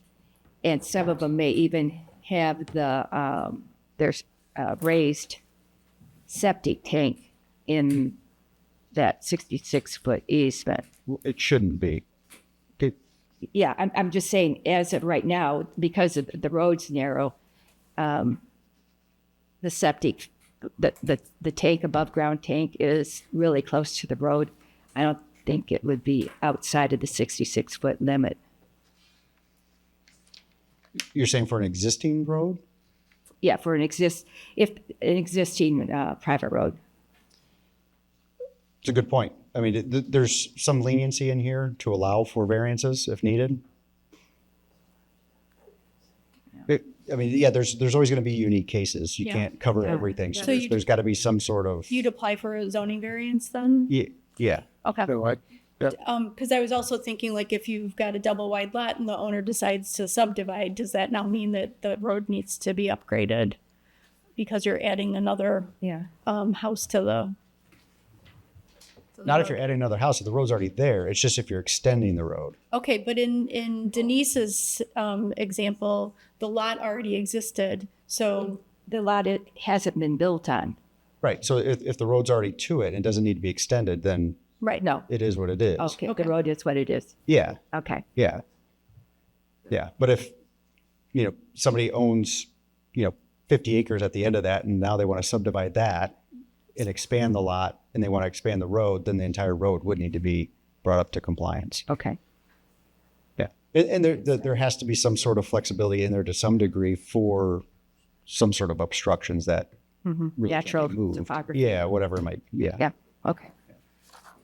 The question for Randy is, where do we proceed from here? He's going to try to make some of these corrections and I think some so. ideas. I think so. Bring a new draft back to us next month. Yeah.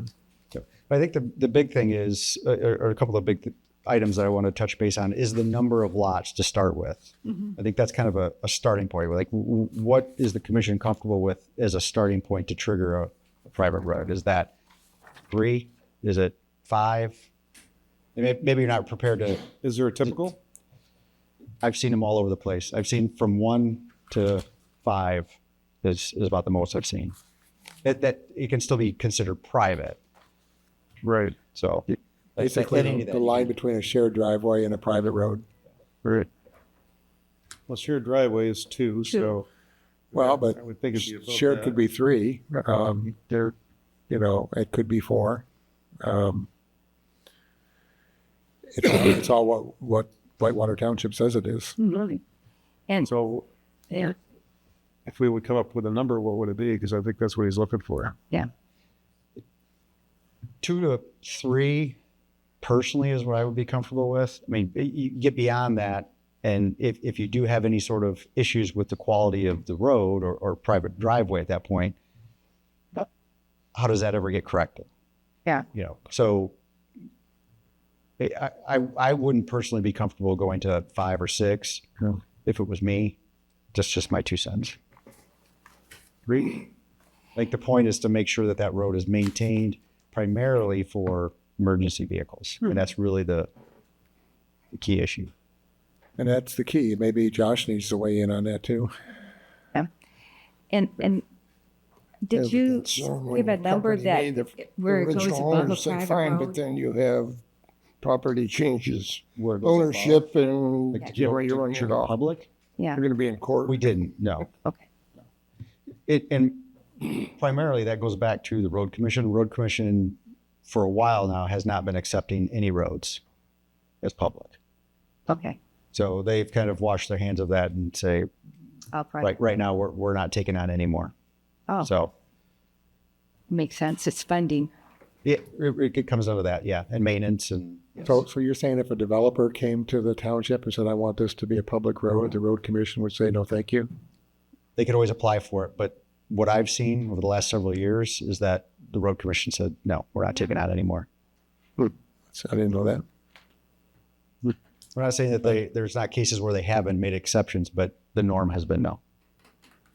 Which makes the private road ordinance all the more important if that's every road in the future is likely to be a private road.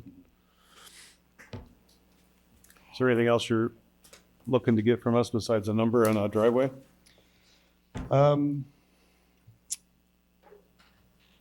Randy had a lot of great comments. I think there's just some clarification on a couple of those things. I don't know that we came to a decision on a couple of them, but okay, just some direction on. You can bring a new version to us. Yeah, what you're not comfortable with, and like I said, this at the beginning, this is a first draft to get input, and I think it's a great start. Yeah. Yeah. So wanted to keep it simple, not complicated, but something to start from.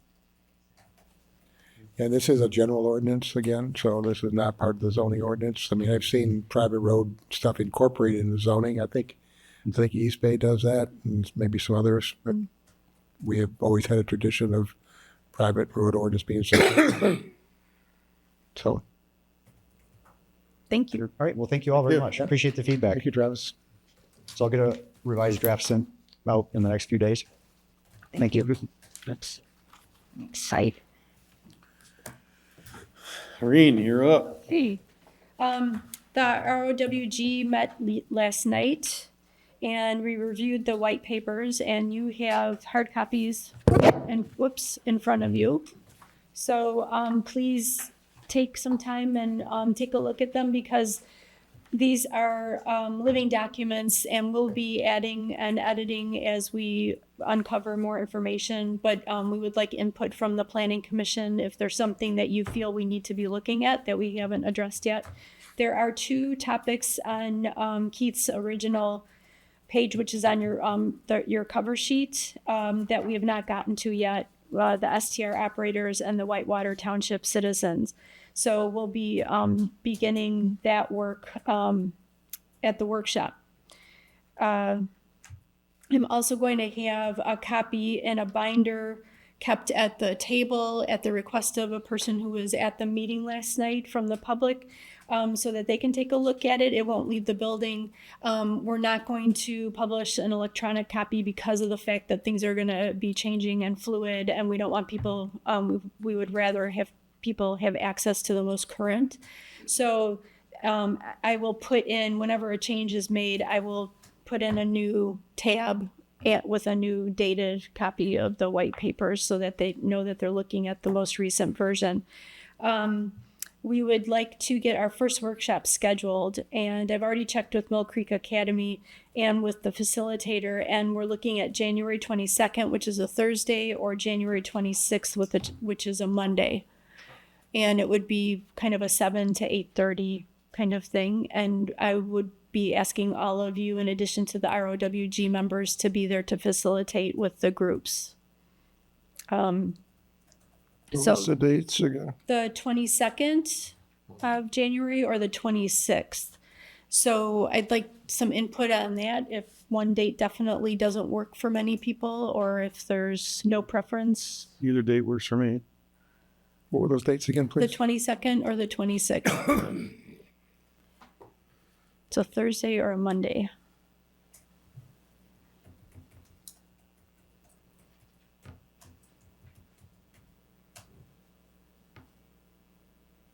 Works for me. You're good, Randy? And You good with both? Okay. the 22nd, I believe, is your township board meeting in the morning too. So this would be in the evening. In the morning. Yes, this is 7 p.m. 7 p.m. Mhm. Okay. So I can do either. My preference is for Thursday, but I can do either. Okay. Sadie? I'm wide open. Okay. I don't have my husband's schedule, but I think I'm fine. Okay. And I know there's nothing going on at the school since with the gymnasium's available. So, Yeah. Okay, then, well, gosh, now we just have to pick one. So we just moved our meeting To the 19th, to the 19th. the 14th and the 19th. Right. 14th, 19th, and the 22nd? Yeah. What's that? 14th, 19th, and the 22nd? Would you Are you good? That's the way it looks like. Yeah. would you rather make it the 26th then so that we have a little breathing space? It's up to you guys. Would you be here on the 26th? Yep. Okay. Either day. Okay. Whatever works. Yep. Okay, It works. then let's go to the 26th. Is that going to be one that's open to the public? Oh, yeah. No, that's the whole point. It's a community workshop. I would think I have some comments. Yeah. We want you there, Carly. I didn't bring it tonight. I figured there was another article in the paper about a group from in Peninsula Township, Peninsula? a citizens group to try to get a lot of things going in the right direction, not pointing fingers at anybody, but just the things that the township just doesn't have in place, ordinances. It was an interesting article. You probably already have it. Okay. So one of we're actually getting ready to do a second round of research on townships, and we're looking at townships that do not have short-term rental regulations in place. In particular, we're trying to find townships that do not allow them or allow them in a very restricted area, which I think Peninsula Township, or was it Union, that only allows them in the business district, for instance. So we're trying to get more information, which would be added to this chart. In Milton Township, I believe they call it a vacation ordinance by the week, not by the day. Yeah, As I recall reading that.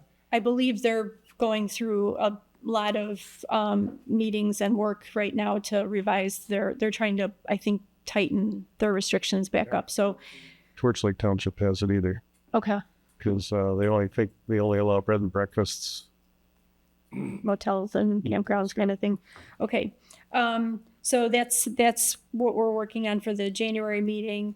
And then the other thing that we would like to do is for the workshop, since it is in January and a lot of people will be in warmer climates, that we're going to have a Zoom group. So hopefully our Zoom specialist will be at the meeting to help with that, and we will have a facilitator that is strictly working with people that are calling in from on Zoom, so that they can participate they don't have to be in the room. So that's for the workshop? That's for the workshop. Oh, great. That's a Yeah. great idea. Yeah. Yeah, it's awesome. That's. Go ahead. I was asking, is there still work underway for a survey for public? We're still working on the survey, but part of the workshop will be education in terms of the topic. And so I think it's okay to have the workshop before the survey goes out. I think we might get a better, greater understanding of the questions on the survey and what the situation, the pros and cons are of the situation. Yeah. So that's the plan. And then we'll probably have a second one, depending on, where we are in the process. We'll have a second one farther into 2026. It's the 26th. Is it? So January 26th, which is a Monday at 7:00 at Mill Creek And that'll Academy. be here. Mill Creek Academy. Mill Creek. School, where we had the Oh, master plan. that's one. Okay, out to school. We'll be in the gym. Yeah. And you say 7:00? Or? Yes. And do you have a end time? The facilitator said an hour and a half. I'm kind of planning on 9 Okay. p.m. All right. Any other questions for me? So please feel free to email me, not the group, but just me, if you have anything that you'd like to see added to this report, or if you see a discrepancy or anything like that. And we are already updating the state of Michigan court decisions report because there is a state bill that's being considered for the taxation situation. I think somebody was talking about it at our last meeting, and we want to get the wording of that in here. Also, the building code is under review for the state of Michigan, so that could change as well. It looks great. Thank you. Yeah. Nice work.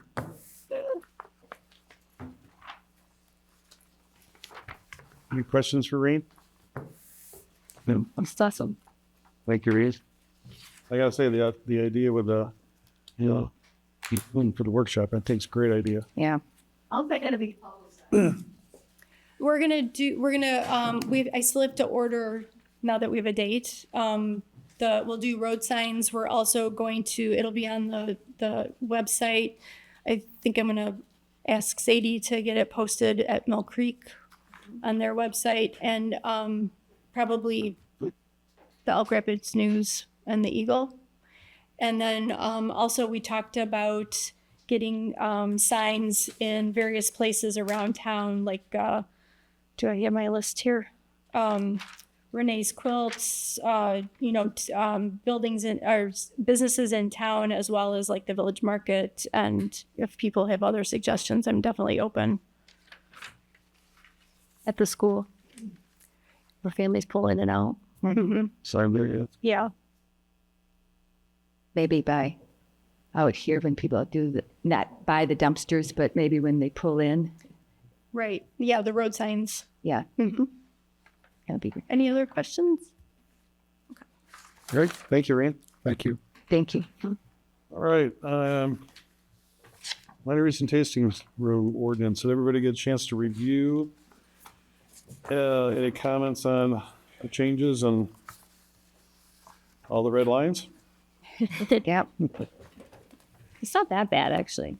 It's not. No, it's not. It's a lot of like names of things. That are I was concerned too that I'm just gonna go right to it's actually the last line where it talks about crossed out within Whitewater Township about having property and reading their review on that. I still think that's maybe something we can probably still keep in.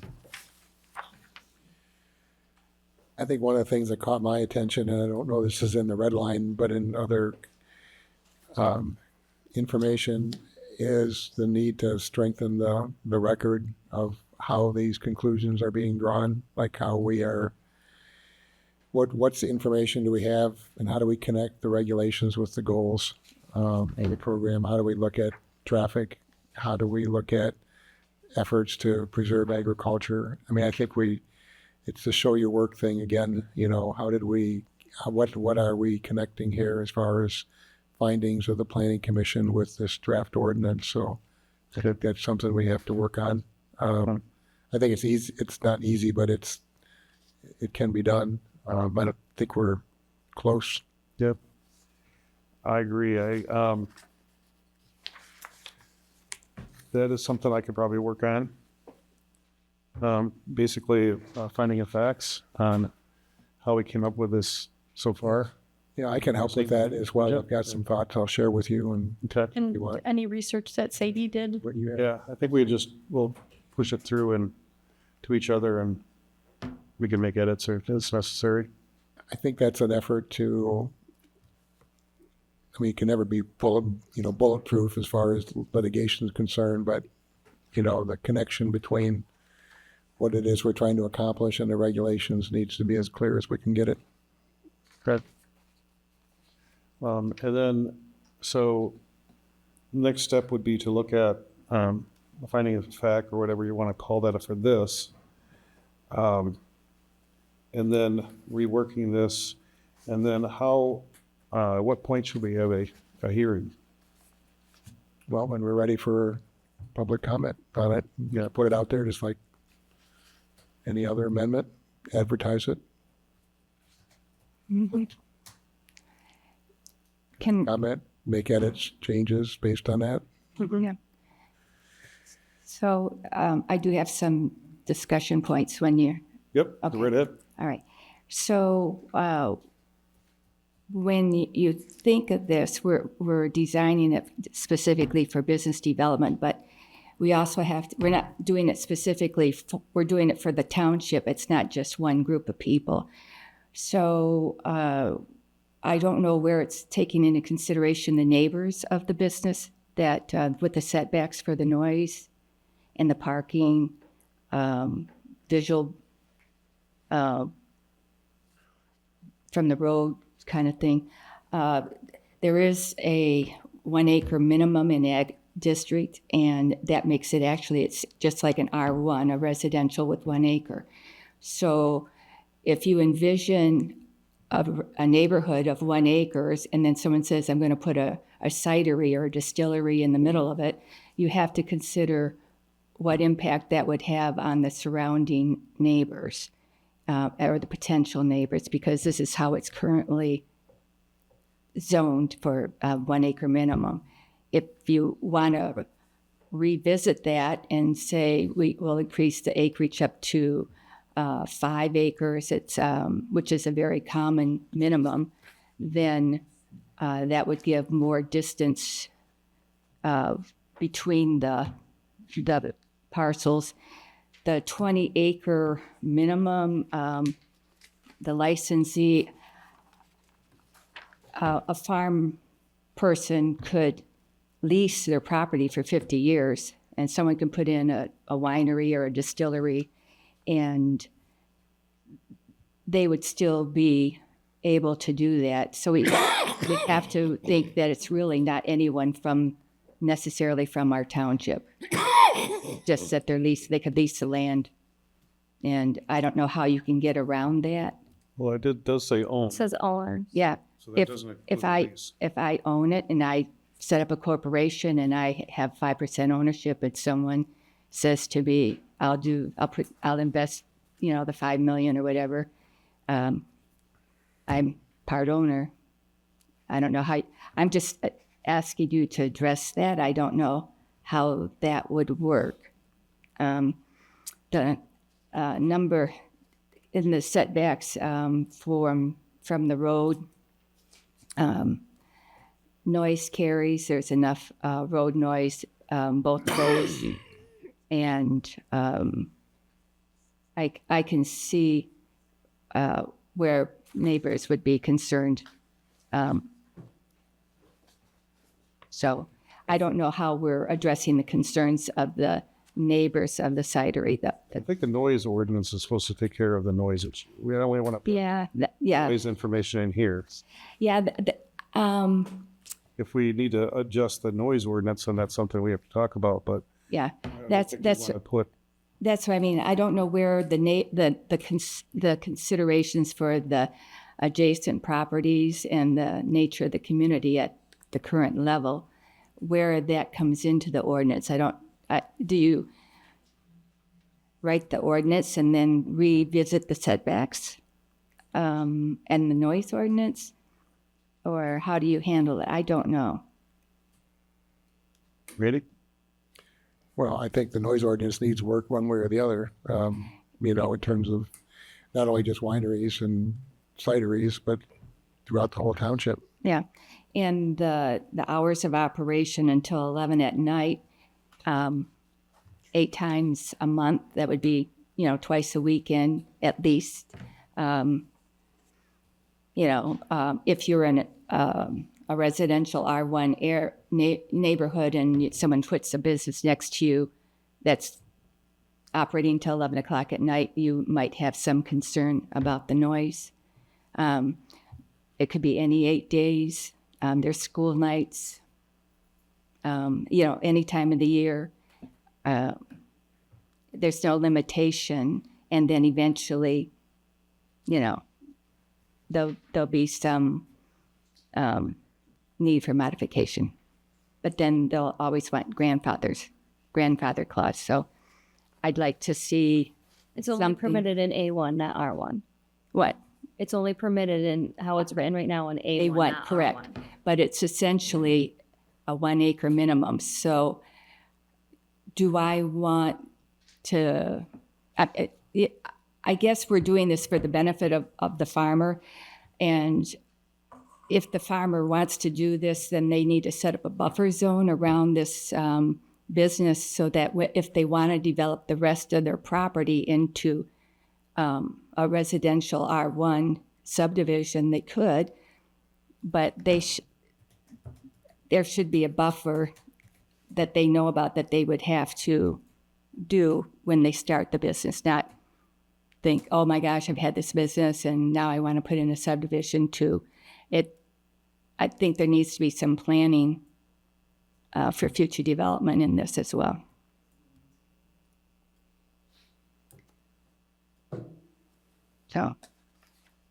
So would that come up during like because they need a special use permit, right? Mm-hmm. And then would there be a site plan review? You could put special conditions. That's what the protection against that is. You don't want it to get that far. I mean, because you're right. The A1 is only 40,000 square feet, which is actually less than an acre. Yeah, it's noise carries. If there's nothing, the setbacks, the parking, I'd like a parking plan that planned for whatever the average is.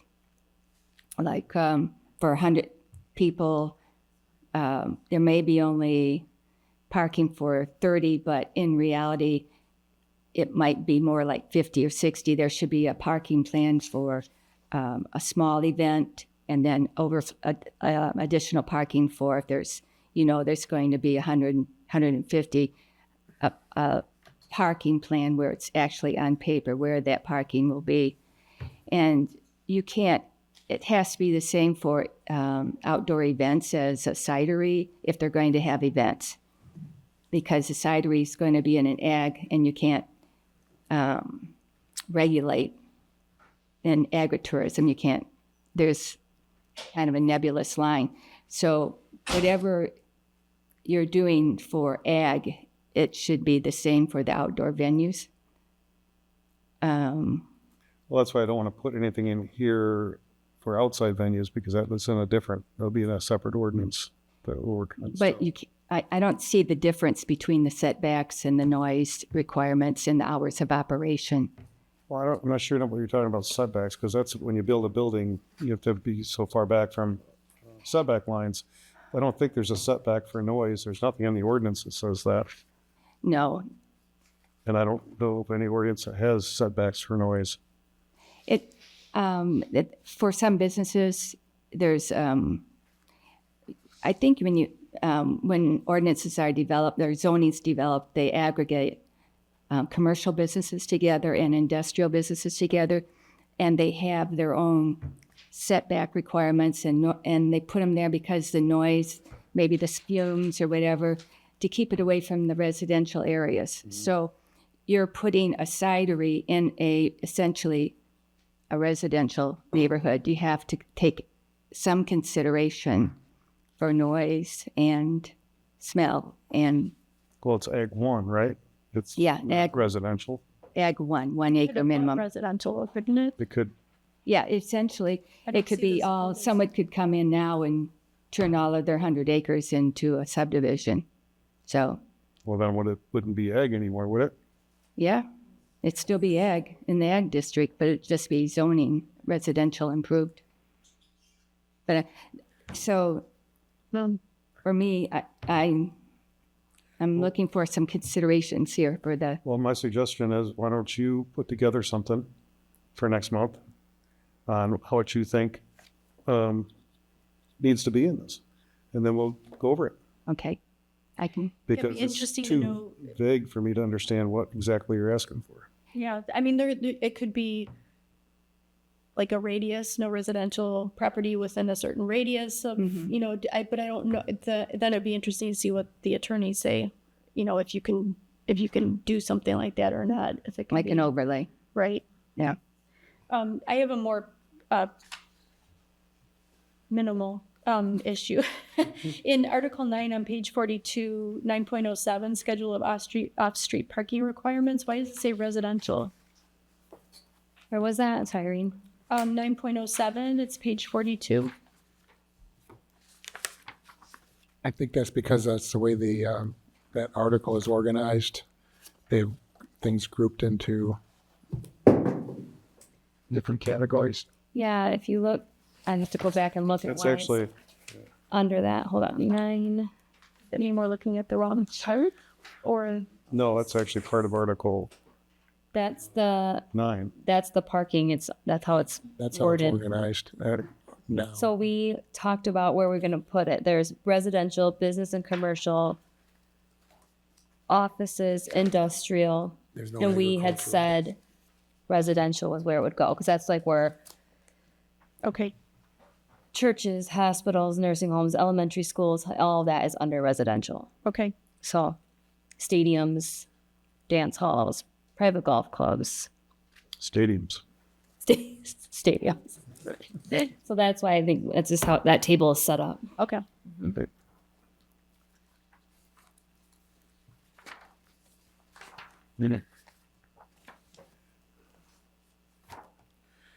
I understand your concerns. Yeah, you can bring us some stuff that, I would say that the best operations do setback and are careful of the noise. maybe you But could there- give us some if- examples of what those operations are. Well, Not now, but you know, yeah. if you could do that for next month. yeah, because I'm a little confused at what you're asking on everything, on all this. I mean, I looked through hundreds of ordinances when I prepared this, and I never saw anything in any of them that talked about setbacks. So I don't know where to start with that, I guess. yeah, I understand. That's why I think my concerns need to be addressed in setbacks. And if we write an ordinance and then review setbacks, then someone will want to be grandfathered in before, if any setbacks are changed that are considered. If we amend the noise ordinance, setbacks, So the rather setbacks that do we it- mentioned in here, you don't think are significant enough? Because we mentioned the setbacks we referenced the setbacks that are already in existence with ag. yeah, I'm going, that's what I'm concerned about, yes, the existing ones. So that's, yes, so I'll look at them again, and because of the mention of using historical buildings or buildings in existence, so they may or may not be in the current setbacks. They might not fit into that category, and then they'll be asking for a variance or something like that. Well, that's why it references that's when they come and ask for approval, that's up to the board's discretion. And at that time, it would be up to the public to voice their concerns that area didn't work. But I don't think that it's smart to take out that you can't use existing buildings if there's nobody that has an issue with that when they come to apply for that permit. Then why tell them no? Why use it? Why not? Why use an existing building? Because it's way cheaper for people. Yeah, I understand. And we're trying to help the farmers too, and that the farmers have maintain the existing character buildings. of Rural Right. character, and it'd have to be brought up to code. I and mean, all I that feel stuff. like you can't regulate it so much that it has to fit in this perfect box. I mean, that's why we made it so that they have to come to us and propose their business plan, just like any business has a plan. Like, that's not going to fit in our district, or that's not going to work where you think, or maybe you could do that, but you should alter this. Like, I feel like that's what this is trying to create, is opportunity, but also with rules and regulations and with opportunity with approval. It's not just you can just go do it. You still have to be approved and have a plan that everybody's okay with. But these are the bare minimum requirements that you have to meet. Yeah. But you can understand Denise's concern. I because do. Our side yard, minimum side yard is 15 feet, even for, for all our districts as well as agricultural, which is pretty tight. So, But that would be brought for the board for a special commission for a special use permit, right? And if enough people came forward that said that wasn't going to work, I don't know what else you would need in there. As part of the special use approval, you could require that building be, if it's a new building, be pushed back farther off the lot line so that there's more room around it, but if it's an existing building and Yeah. they want to turn it into an event space, and you happen to be the other side of the 15 feet, you're 30 feet away from, noise. So I think, is that sounds like that's the concern? Primarily noise. Noise is subjective, and our noise ordinance it's vague, and I can see people saying, you know what, that's bothersome to me. I have good relationships with my neighbors, and they tell me the wheel on my tractor is squeaking, my tractor, and they kind of say it as a joke, but after, all summer long, they go, well, I know where you are. I fixed it since. But, I mean, my husband did. But it's that noise bothers people, and they hesitate to say anything. You notice that with one of the companies that came in and wanted a change in the size of their district, and they said they had never had any noise complaints in all the years, and then everybody showed up. They just didn't want to say anything, and people really want to be good neighbors. They don't want to say anything. They don't want to upset anybody, and you can have big parties once or twice a year, and a wedding and a family reunion or whatever, but 8 times a month you have to take some consideration into the frequency of the noise element on the community.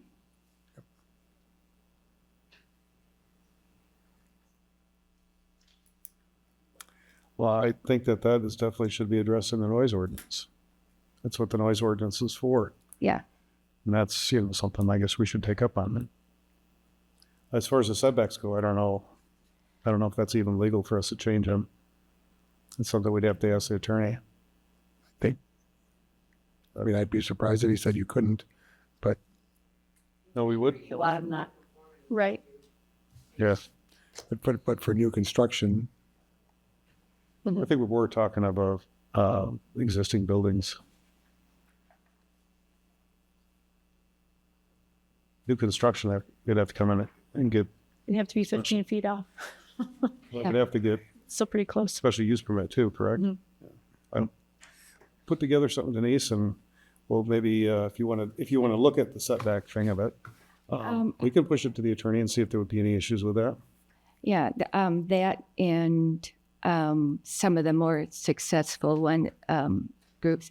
I just don't know how some of the more progressive farms have gone through their process to turn their barn into an event center. There's several, but they're the most popular ones are back off the road. They're not anywhere near the road. So I don't know of one that is on the road. But I don't go to every single one. I don't know. Maybe you might give me some ideas. Have you found any ordinance, winery ordinance, or anything that particular that speaks to setbacks and stuff?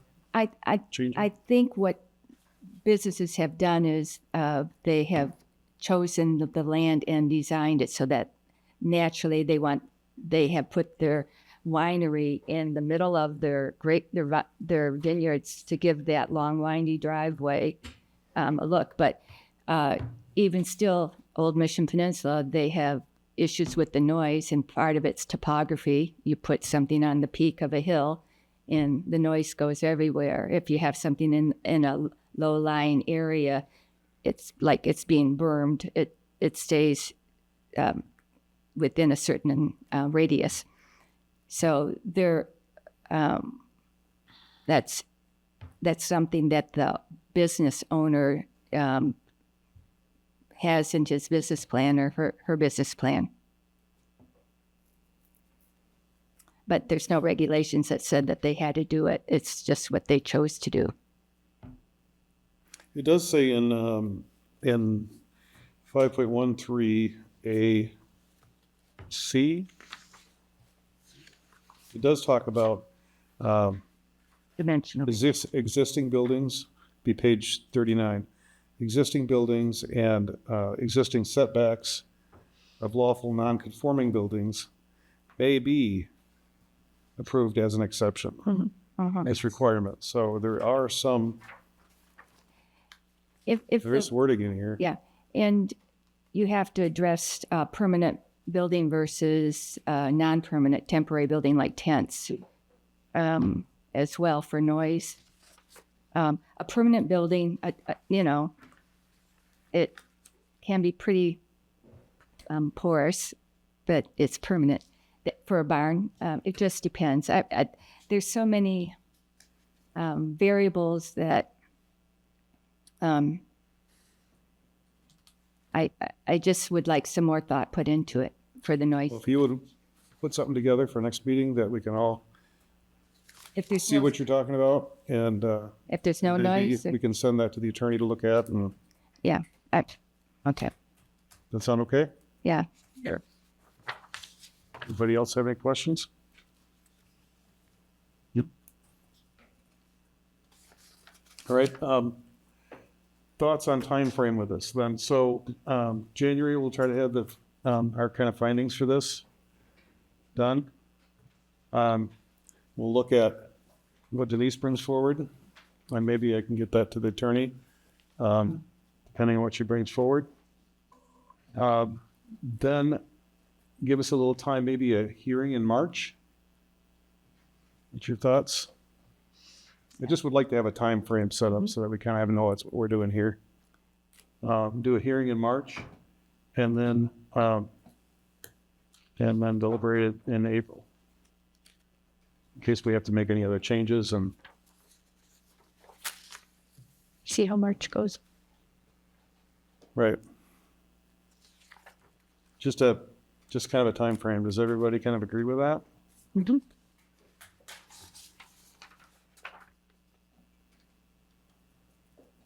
I'm sure Deb will have some stuff she's throwing in here too. So. Huh.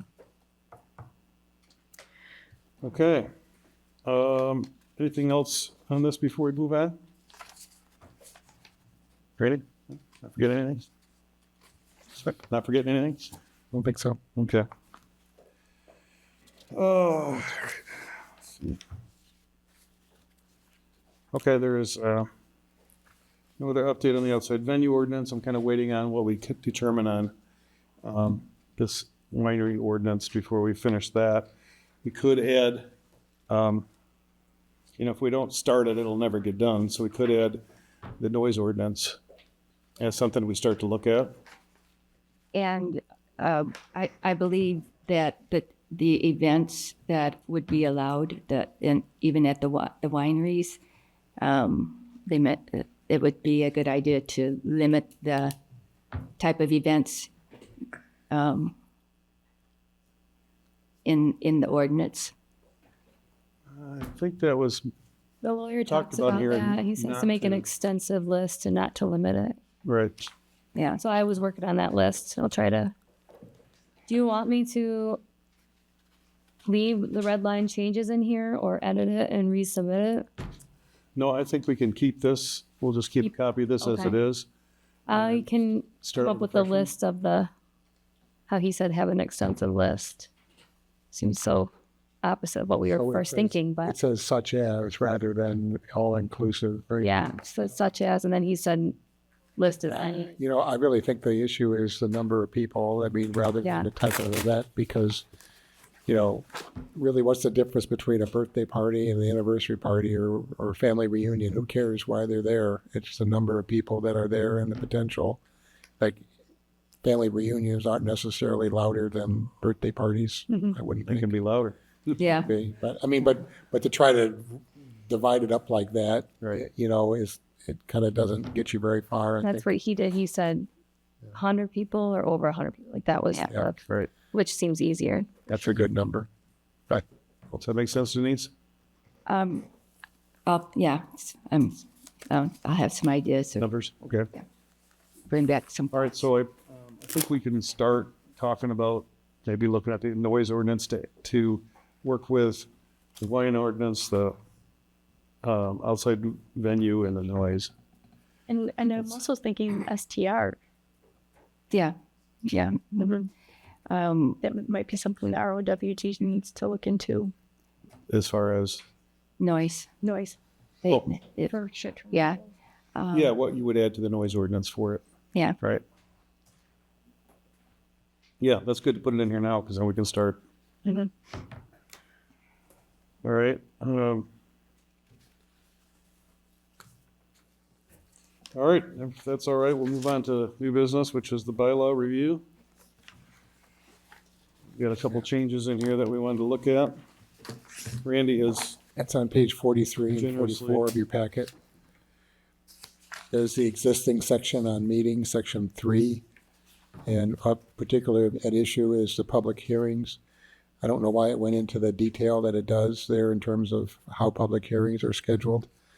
But it's items D, 1, and 2. What's proposed as a starting point for conversation here is that that be changed to what's on page 44. Sorry, the numbering got goofed up there. They should be A, B, C, and D. And then public hearings, just, I don't know that that there's been a habit of always having a motion for public hearings that the planning commission has done, at least in my time on here. It shouldn't really hinge on that. I think the key thing is that the zoning administrator would be allowed to schedule a public hearing when we have a special use permit or something that requires a public hearing, that you wouldn't have to necessarily wait for the next meeting for the planning commission to decide we should have a public hearing on this when you already know you got to do it because of the ordinance requires it. So I tried to make number D, the red text there, more generic. so that should say A, B, C, D, right? Yes. Okay. Yeah, I just, when I copied and pasted it, it renumbered it. I honestly didn't spend a lot of time on this, but just trying to I think simplifying it would be better. keep this on the radar screen, so. Like a major home occupation requires a public hearing to approve.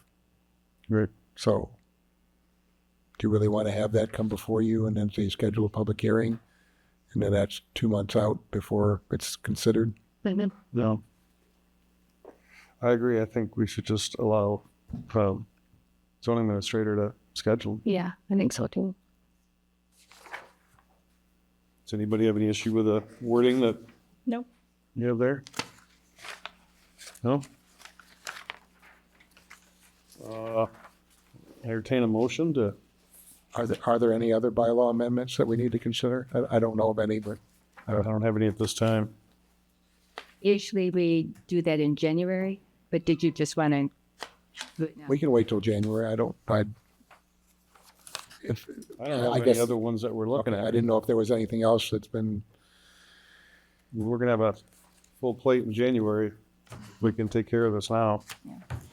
I think inadvertently, there might be, I'm just saying, a no logo clothing at meetings, public meetings, because unintentionally, we may be promoting a business in our township or another business.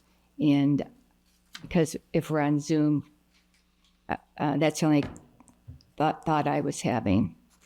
Not take it, but except with the hat. But I think Sorry, I said, No, I'm not following you. let's say, for example, if you have a hat with a logo on it, a business name, then you're in a meeting, it's like you're promoting that business. Oh, this is a new topic you're bringing Well, up. You're talking about the bylaws? Bylaws, yeah. Okay, what is it? So I'm not following. add the clothing, be neutral, so that it doesn't look like the planning commissioner is promoting a business while we're in a meeting on Zoom. You know, it's like free advertising. I think we should just be aware of that, Okay. exception with his hat. I'm not sure where that is, but I mean, it does. wow. But it's something I just remember from my son when he was in third grade. I bought him a shirt and he wouldn't wear it because he had a logo on it, and he says, "I'm not advertising for free for any business." No. So are you proposing adding that to the Yeah, bylaws? I mean, it's just something we should think about. I mean, it's kind of common courtesy. I mean, but a lot of times people just don't think about things like that. I don't. But until the last couple of months. And I don't know if we want to do anything about cell phones on the table, or I don't know. It's just, I know. Use mine to look online Yeah. at the zoning my ordinance. I know. I mean, Although, I know that's I know if you look at it for that, but if if you're like texting, I have heard criticism from the public saying I see members of the board or planning commission on their phones, and that doesn't look like they're paying attention. They Or- might be looking at the calendar. They might be doing Right. a lot of things. Yeah, Or- I've stopped bringing my laptop because it doesn't boot up correctly. So I mean, I look have up to look things on my too, phone. and I also have children at home. I have to know. I have to have a way for them to contact me. So yeah, they think that we're not paying attention, or we're texting back and forth about during a Well- meeting or with people outside of the meeting. that's life these days. I feel like. I mean, yeah, cell phones everywhere. Well, I've heard groups be criticized at a meeting for that. I mean, Something like that did happen at one of our meetings, and the person had to apologize to the planning commission. Well, about that, I didn't. Yeah. well, I think But if, it was noted, and so Yeah. they're pretty upset that this person was talking, I guess, somebody outside about the issues or something, and came before the next meeting. That person did apologize, and I wasn't fully aware of everything went on, but probably some other people were Yeah. upset about it. well, those hard copies of the zoning ordinance that you're talking about getting us would be really helpful. So were you proposing to try to add that to the bylaws? I'm just opening it up for discussion. It's up to the commission. I just, if it's just some of the criticisms that we've had in the past. People, if they say something, I don't know how to respond for the commission. I know how, what I can say about myself, but appearances make a difference in public meetings. Well, I think we really need to be able to police ourselves. And, if there comes to an issue, I think the members should address it. I don't know if it needs to necessarily be in the bylaws. Right. I mean, we take like a moral obligation to Right. do the right thing. We're Yeah. adults. I mean, Right. Okay. Just those are the two comments I heard. Okay. Yep. Again, do you propose you want to put that? No, I'm happy because Well, I just want to make sure that I don't want to. yeah. I want to push this through if it's you want to try to add something onto it later. No, no. Okay. You can still discuss it. I'm just trying to move things along. I know it's. I Right. think we have. I don't, and I think there isn't any desire to make it anything more formal. So that's fine. I just want to bring up the. I appreciate that. Yeah. Thank you. Yeah, and that is something we just need to remember is we need to police ourselves. Good moral conscience, and if it does become a problem, we'll have to address it. Sound okay? Now, do we want to move ahead with approving this bylaw amendment today, or we want to push that to next month with possible other items on? So I can't remember, our bylaws say we review them every January? Yeah. Okay. So that's in January that you. So that's this. I think we can review them in December. And yeah, and then we can vote on this, and then January comes along, we go, yep, and just vote within 1 It's minute. up to you guys. I'm fine if you want to push it on. I'm happy to make a motion that we accept the rewording. Yeah. Is that okay with everybody? Yeah. I move that we accept the amendment to section 3 meetings Part D on public hearings to the wording that is in our document. Do I need to read the? You need us to read that, Kay, or? Just as amended first. As amended, yes. Yeah. Okay, as amended. Correct. Pelton and second. And does that need to be a roll call vote? Roll call, please. Do you think it's a roll call? Next, yeah. Okay. Merchant, Yes. Melnick, Yes. DeYoung, Yes. Stratton, Yes. Pelton, and yes, Robo. Yes. Okay. It passes. Did you say no? Well, something like this happened a year or so ago, a couple of years ago, Rachel resigned. They never voted to move our January meeting till, I voted no because the bylaws handled that. Right. The vice president takes over and then, and I'm a little worried on this. It's supposed to happen in January, but We're still we going can redo it in January. But I felt like voting no. But it's your last vote, so. I voted no. The Everybody, well, they had to change it. He wants to go out with a bang, yeah. Yeah. What happened is it didn't gel then with the Right, I remember. Yeah. the budget, starts in Yeah. April or something, and when somebody said to me, well, everybody voted to change it, I said, no, not everybody. That happened twice, and I was right on some of the issue like that, but this, no, Right. it doesn't matter because you've got to review them in January anyway. Carl, what was your vote then for my record? I'm not sure Did you if it vote was yes yes or or no? no. Oh, voted yes. Yeah. Oh, okay. Oh, I thought you said Oh, no. I thought he I said yes. finally voted no, but I said, no, you got to review them, like, just formality. It's your last one.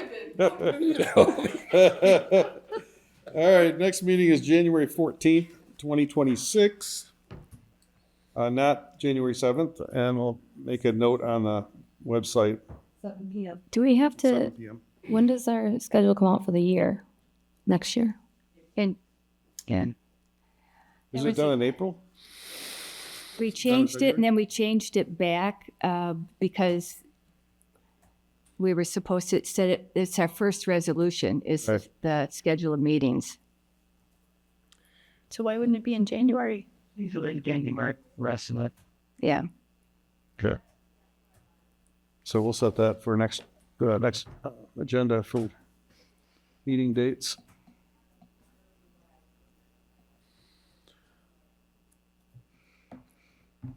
Okay. And that will be the elections of the commission chair, vice chair, and secretary also, January. All right, we'll move to public comments. Excuse me, also under next meetings Yes. would be the special meeting on Monday, January 19 at 6 p.m. with Giffords Webster, correct? Yes, and that's a work meeting. Well, that was motioned as a special meeting, so that's how I'm listed. Okay, But I'm adding that to next meetings okay, thank you. before you went forward. Thanks. Yep. And then we might as well mention too, then, January 26th workshop Yeah. at Mill Creek also. 7 p.m. STRs. 7 p.m. To 9 p.m. I just want to make one comment before public comment. There was a comment about where the agenda packet was, and it is listed on the website under under the Planning Commission, under Meeting Agenda and Packets 2025. It's the first one there. I clicked it, and it does show the whole packet. So, public comment. Last one for the day. We have I'll apologize. I want to run through these as quickly as I can. First of all, Carl, kudos on years of good service. I find your no vote great because you were often, in my time on the Planning Commission, the standalone vote that said, hey, no, this isn't right. No, this isn't here. You went to more training than anyone, and were very generous about coming back and sharing those. We didn't always have time individually. You know, I still had little kids at home, so I appreciate your service. Thank you. With the wineries, little insight. You may want to look at throwing in landscaping standards and adjustment that are specific to wineries, since that's a new category that we're coming up with. And for your setbacks discussion, when we dealt with marijuana, a lot of the research that we went into was distance and setbacks and distances from things. The term that we came up with that was the most effective at that time was distance from a home not in like ownership. That way, if the owner of the winery facility's home didn't count for the setbacks or any other properties that they owned, because farmers tend to have lots of buildings, lots of homes, lots of things contiguous. So you might find something like that helpful in your working on setbacks for that item. My last comment is on the private road ordinance. I commend the engineering firm. They came up with a good base starting point, but I want to encourage you, there's still, having gone through writing 3 of these, there's still a lot of key items that you're missing in that ordinance. I could not find the place, but Whitewater has always had a tradition, where the only township that does it, that we have a list that you have to use historical names of founders of the township for road names. I personally don't like it. I'd love to see it change, but that has been in ordinance previously. It is still in our subdivision ordinance. So make sure you're making a conscious decision if you're wanting to move away from that. And if so, the township board may want to have specific standards on what type of names you are using, if it has to be botanical, nature related, something like that. I did not find any place where it required the posting of proper signage on your private roads. Currently, it has to be before you can pull a land use permit for any property within that development in something like the condo ordinance, but that rule should carry over to all private roads. We still have a lot in the township that don't even have a name. Mine, when I bought it, it was hand painted on the little board on a tree, which is adorable. It's still there, but proper signage is helpful. You addressed, the current text addresses expansion of an existing private road. I commend you, Rain, you caught it. There is nothing about grandfathering existing roads. It needs to be very, very clear that this only applies to new roads. I'm a little concerned with there are bigger issues with the expansion section of the ordinance as proposed. If you have lots A, B, and C has a 20-acre parcel and they want to split, who pays for the road upgrade? Number one. Number two, a road upgrade can very easily not be possible. If that original parcel is accessed by a 50-foot easement and you're requiring 66, it is impossible to bring that entire road up to standards. So if you pass the road ordinance before you right now, it would lock down every parcel on a road. So you could have 60-acre parcels that are no longer splittable based on your private road ordinance. I would encourage you, and I've seen this happen, I've seen the township get 3 inches away from lawsuits previously. I would encourage you to work in some remedy for expansion, because you can't force previous owners on the first section of easement to give up 50 foot of their land or 20 foot of their land or 3 inches of their land to expand your easement. And it can lock down very large parcels and become a problem. When those sections were split, when there weren't rules, or when the rules were very different to what they are now. There is no provision for easements. Private roads have to allow easements, at least for trash. I've personally run into this one recently.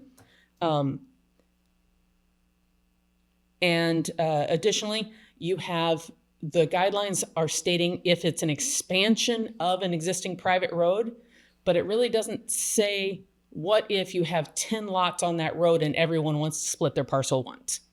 Well, you're not expanding any road. You're not altering the road. You're not changing the road. You're just doubling its density. So that's another issue that is not being addressed in its current version. So, and I'm sure I have a few others, but there are still some issues. I'm all for a really simple ordinance, but there's still some significant issues that I see where you have holes that I've seen our township head towards litigation on. So, thank you. Thank you. Thank you. Anybody else? All right. 6-7. 6-7. Ron Backey, 6987 Cook Road. So it's been a minute since I've been to a planning commission meeting. I kind of like the vibe. I like what's going on here. I do know the difference between residential and commercial. I was deputy supervisor for 3 years, so I better know that. Ron Pop kind of made me, for those 3 years, bird dog event barns.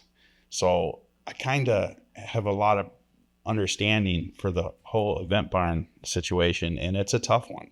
It's probably the toughest situation you're going to have to deal with at the planning commission, in my opinion. It's a real fine line, separating commercial businesses from ag businesses.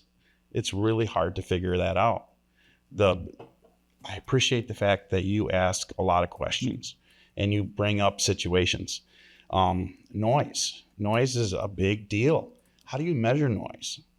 I mean, I've seen proposals for event barns that have been shot down where they just say not to be very loud. It's like, really? What's very loud? I mean, you've got to be able to measure noise. You got to figure it out. You take a barn that's existing and you plop it up on the top of a hill and it makes noise. It's different than one, like you had said, on flat land. You know, when it's up there, it just pushes it out. And unfortunately, a lot of our homes in Whitewater Township are on agricultural land. If you have an agricultural piece of property and you stick a house on it, it doesn't make it residential. It's a house on agricultural land. So we have, compared to the other communities and townships, we have a large amount of residential houses on agricultural land. So it's a situation we got to deal with because everybody is equal. It doesn't matter if you own that small little home down here and you have this big old agricultural business up here or complex or what have you. This person is just as important as this person. This person could destroy this person. Okay? And even if there's like 2 or 3 around them and it destroys their property value and everything and their way of life based on the noise, based on the traffic, based on the fact that there's going to be alcoholics on the road. There's a lot to be taken into consideration. So I'm excited. I'm going to come to these planning commission meetings and I'm excited to meet you all. And thank you for everything you do. Thanks for coming. Thank you. Yeah. Anybody else? All right. None seen. We're going to move on. Under PC discussion and comments, I just want to make a note about, and I'll just move right into Carl after this. Carl will be leaving us here.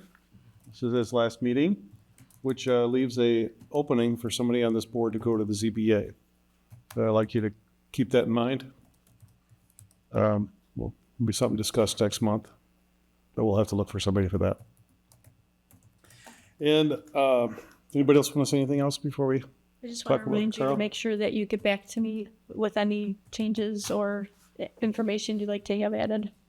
Yeah. All right, Carl, we would like to thank you for your many years of service. Not much, but it's just a certificate of appreciation. Oh, saying thank you for your 5 years of service. I just want to thank you for, it's not easy working. No, we're always thankful at work. We do appreciate you being here. I think that he's also has some for a year or two. I think that this new commission is really doing a good job. And we wanted to give you a card and a little gift. Oh, thank you. And I have to say, like so many others have said, you always voiced your opinion. We didn't agree. Yeah. And I also like that when one person, he's not here tonight, Mike Jacobson, would say something that you did not agree with initially, but after he did his public comments, he persuaded you to change your mind. No. I respected his position and thought it was better than mine. I just respected him He didn't so change your much. mind, but he persuaded you to compromise. I guess that would make. But anyway, that's what makes you a good commissioner. And Thank you. anyone is able to become a commissioner, but not everyone chooses to do it at your time of life. So thank you for being here. Well, thank you. I had no idea what I was getting into because, and well, I just saw Ron Pop had an ad, I think, in the Elsa newsletter that he was, I think, desperate to get somebody to represent the riparians. And the big problem was the rest of the board would never approve anybody that. And they knew absolutely nothing about me because I've been basically a hermit. You know, my family and I have been here since '76. But the first thing I did, and I forget who I talked to, Cheryl or somebody, what do I do? And they handed me the green books. And I read that cover to cover before my first meeting. And then every time there was a chance to go to a seminar or something, I did it. Yeah. And then when it came to ZBA, that was a whole nother book. And then I went to the Michigan State head of the course now for certification. And so that, that really educated me on what I should be doing. And so it's been a pleasure. One or two little hiccups, but everybody supported me, so that worked out well for me. I really, I will be, tuning in, but I'm not gonna tell you guys what to do. I'll just maybe my opinion, but that's about it. It's been a lot of fun. Oh, thank you, Carl. Thank you. Thank you guys Thank so you. much. Thank you for your community service and helping us be a better community. Oh, wow, thank you. My favorite places. McGee's and Serena's, Hillington's, Slate. There you go. Thank you guys. Go out and celebrate. Yeah, you can invite any of us. Now I'm going to become a consultant. Oh, yeah. Careful what I you don't wish think so. Just want to mention too that, I've been great at thanking people for the work they do. We can't go back forever, so we just go back as far as what we've been on here. So we do have another one for Al Keaton he spent 3 years on the commission, and we have one for Mike Jacobson, which spent 7. Yeah. Nice. So we'll get those to them and thank them for their time of service. Yeah. I think it's great you did that. We get such little I mean, things. it's hard work and a lot of stress sometimes. So, And thank you, Carl. We can't thank you enough. yeah. Thank you for mentioning Mike Jacobson, our relationship, because I think that's the way it should be. Yes. Yeah. Yeah. Yeah. We're here to be Don't be persuaded. disappointed. We're here to be persuaded. Yeah, I'm actually disappointed that Mike wasn't here today. I thought he would be. Yeah. What are we to do with this? The Clayton Botanical? This for next, It's for next That's for meeting. next month. for January. All right. There will be a hearing. Yep. January. January 14th, 7 p.m. All right. Any other questions? Anything else? Looks like we are getting out of here at 10 o'clock. Make a motion that we close the meeting. I'll second it. Oh, we should have a second. Mr. Roll. Oh, I'm sorry. Go ahead. Yes. Oh, I think Yeah. Carl should vote second. no. Yeah. Carl, I made a motion that we close the meeting. I'll second it. Very good. Very good. All in favor, say aye. Aye. Any opposed? Carried. Thank you.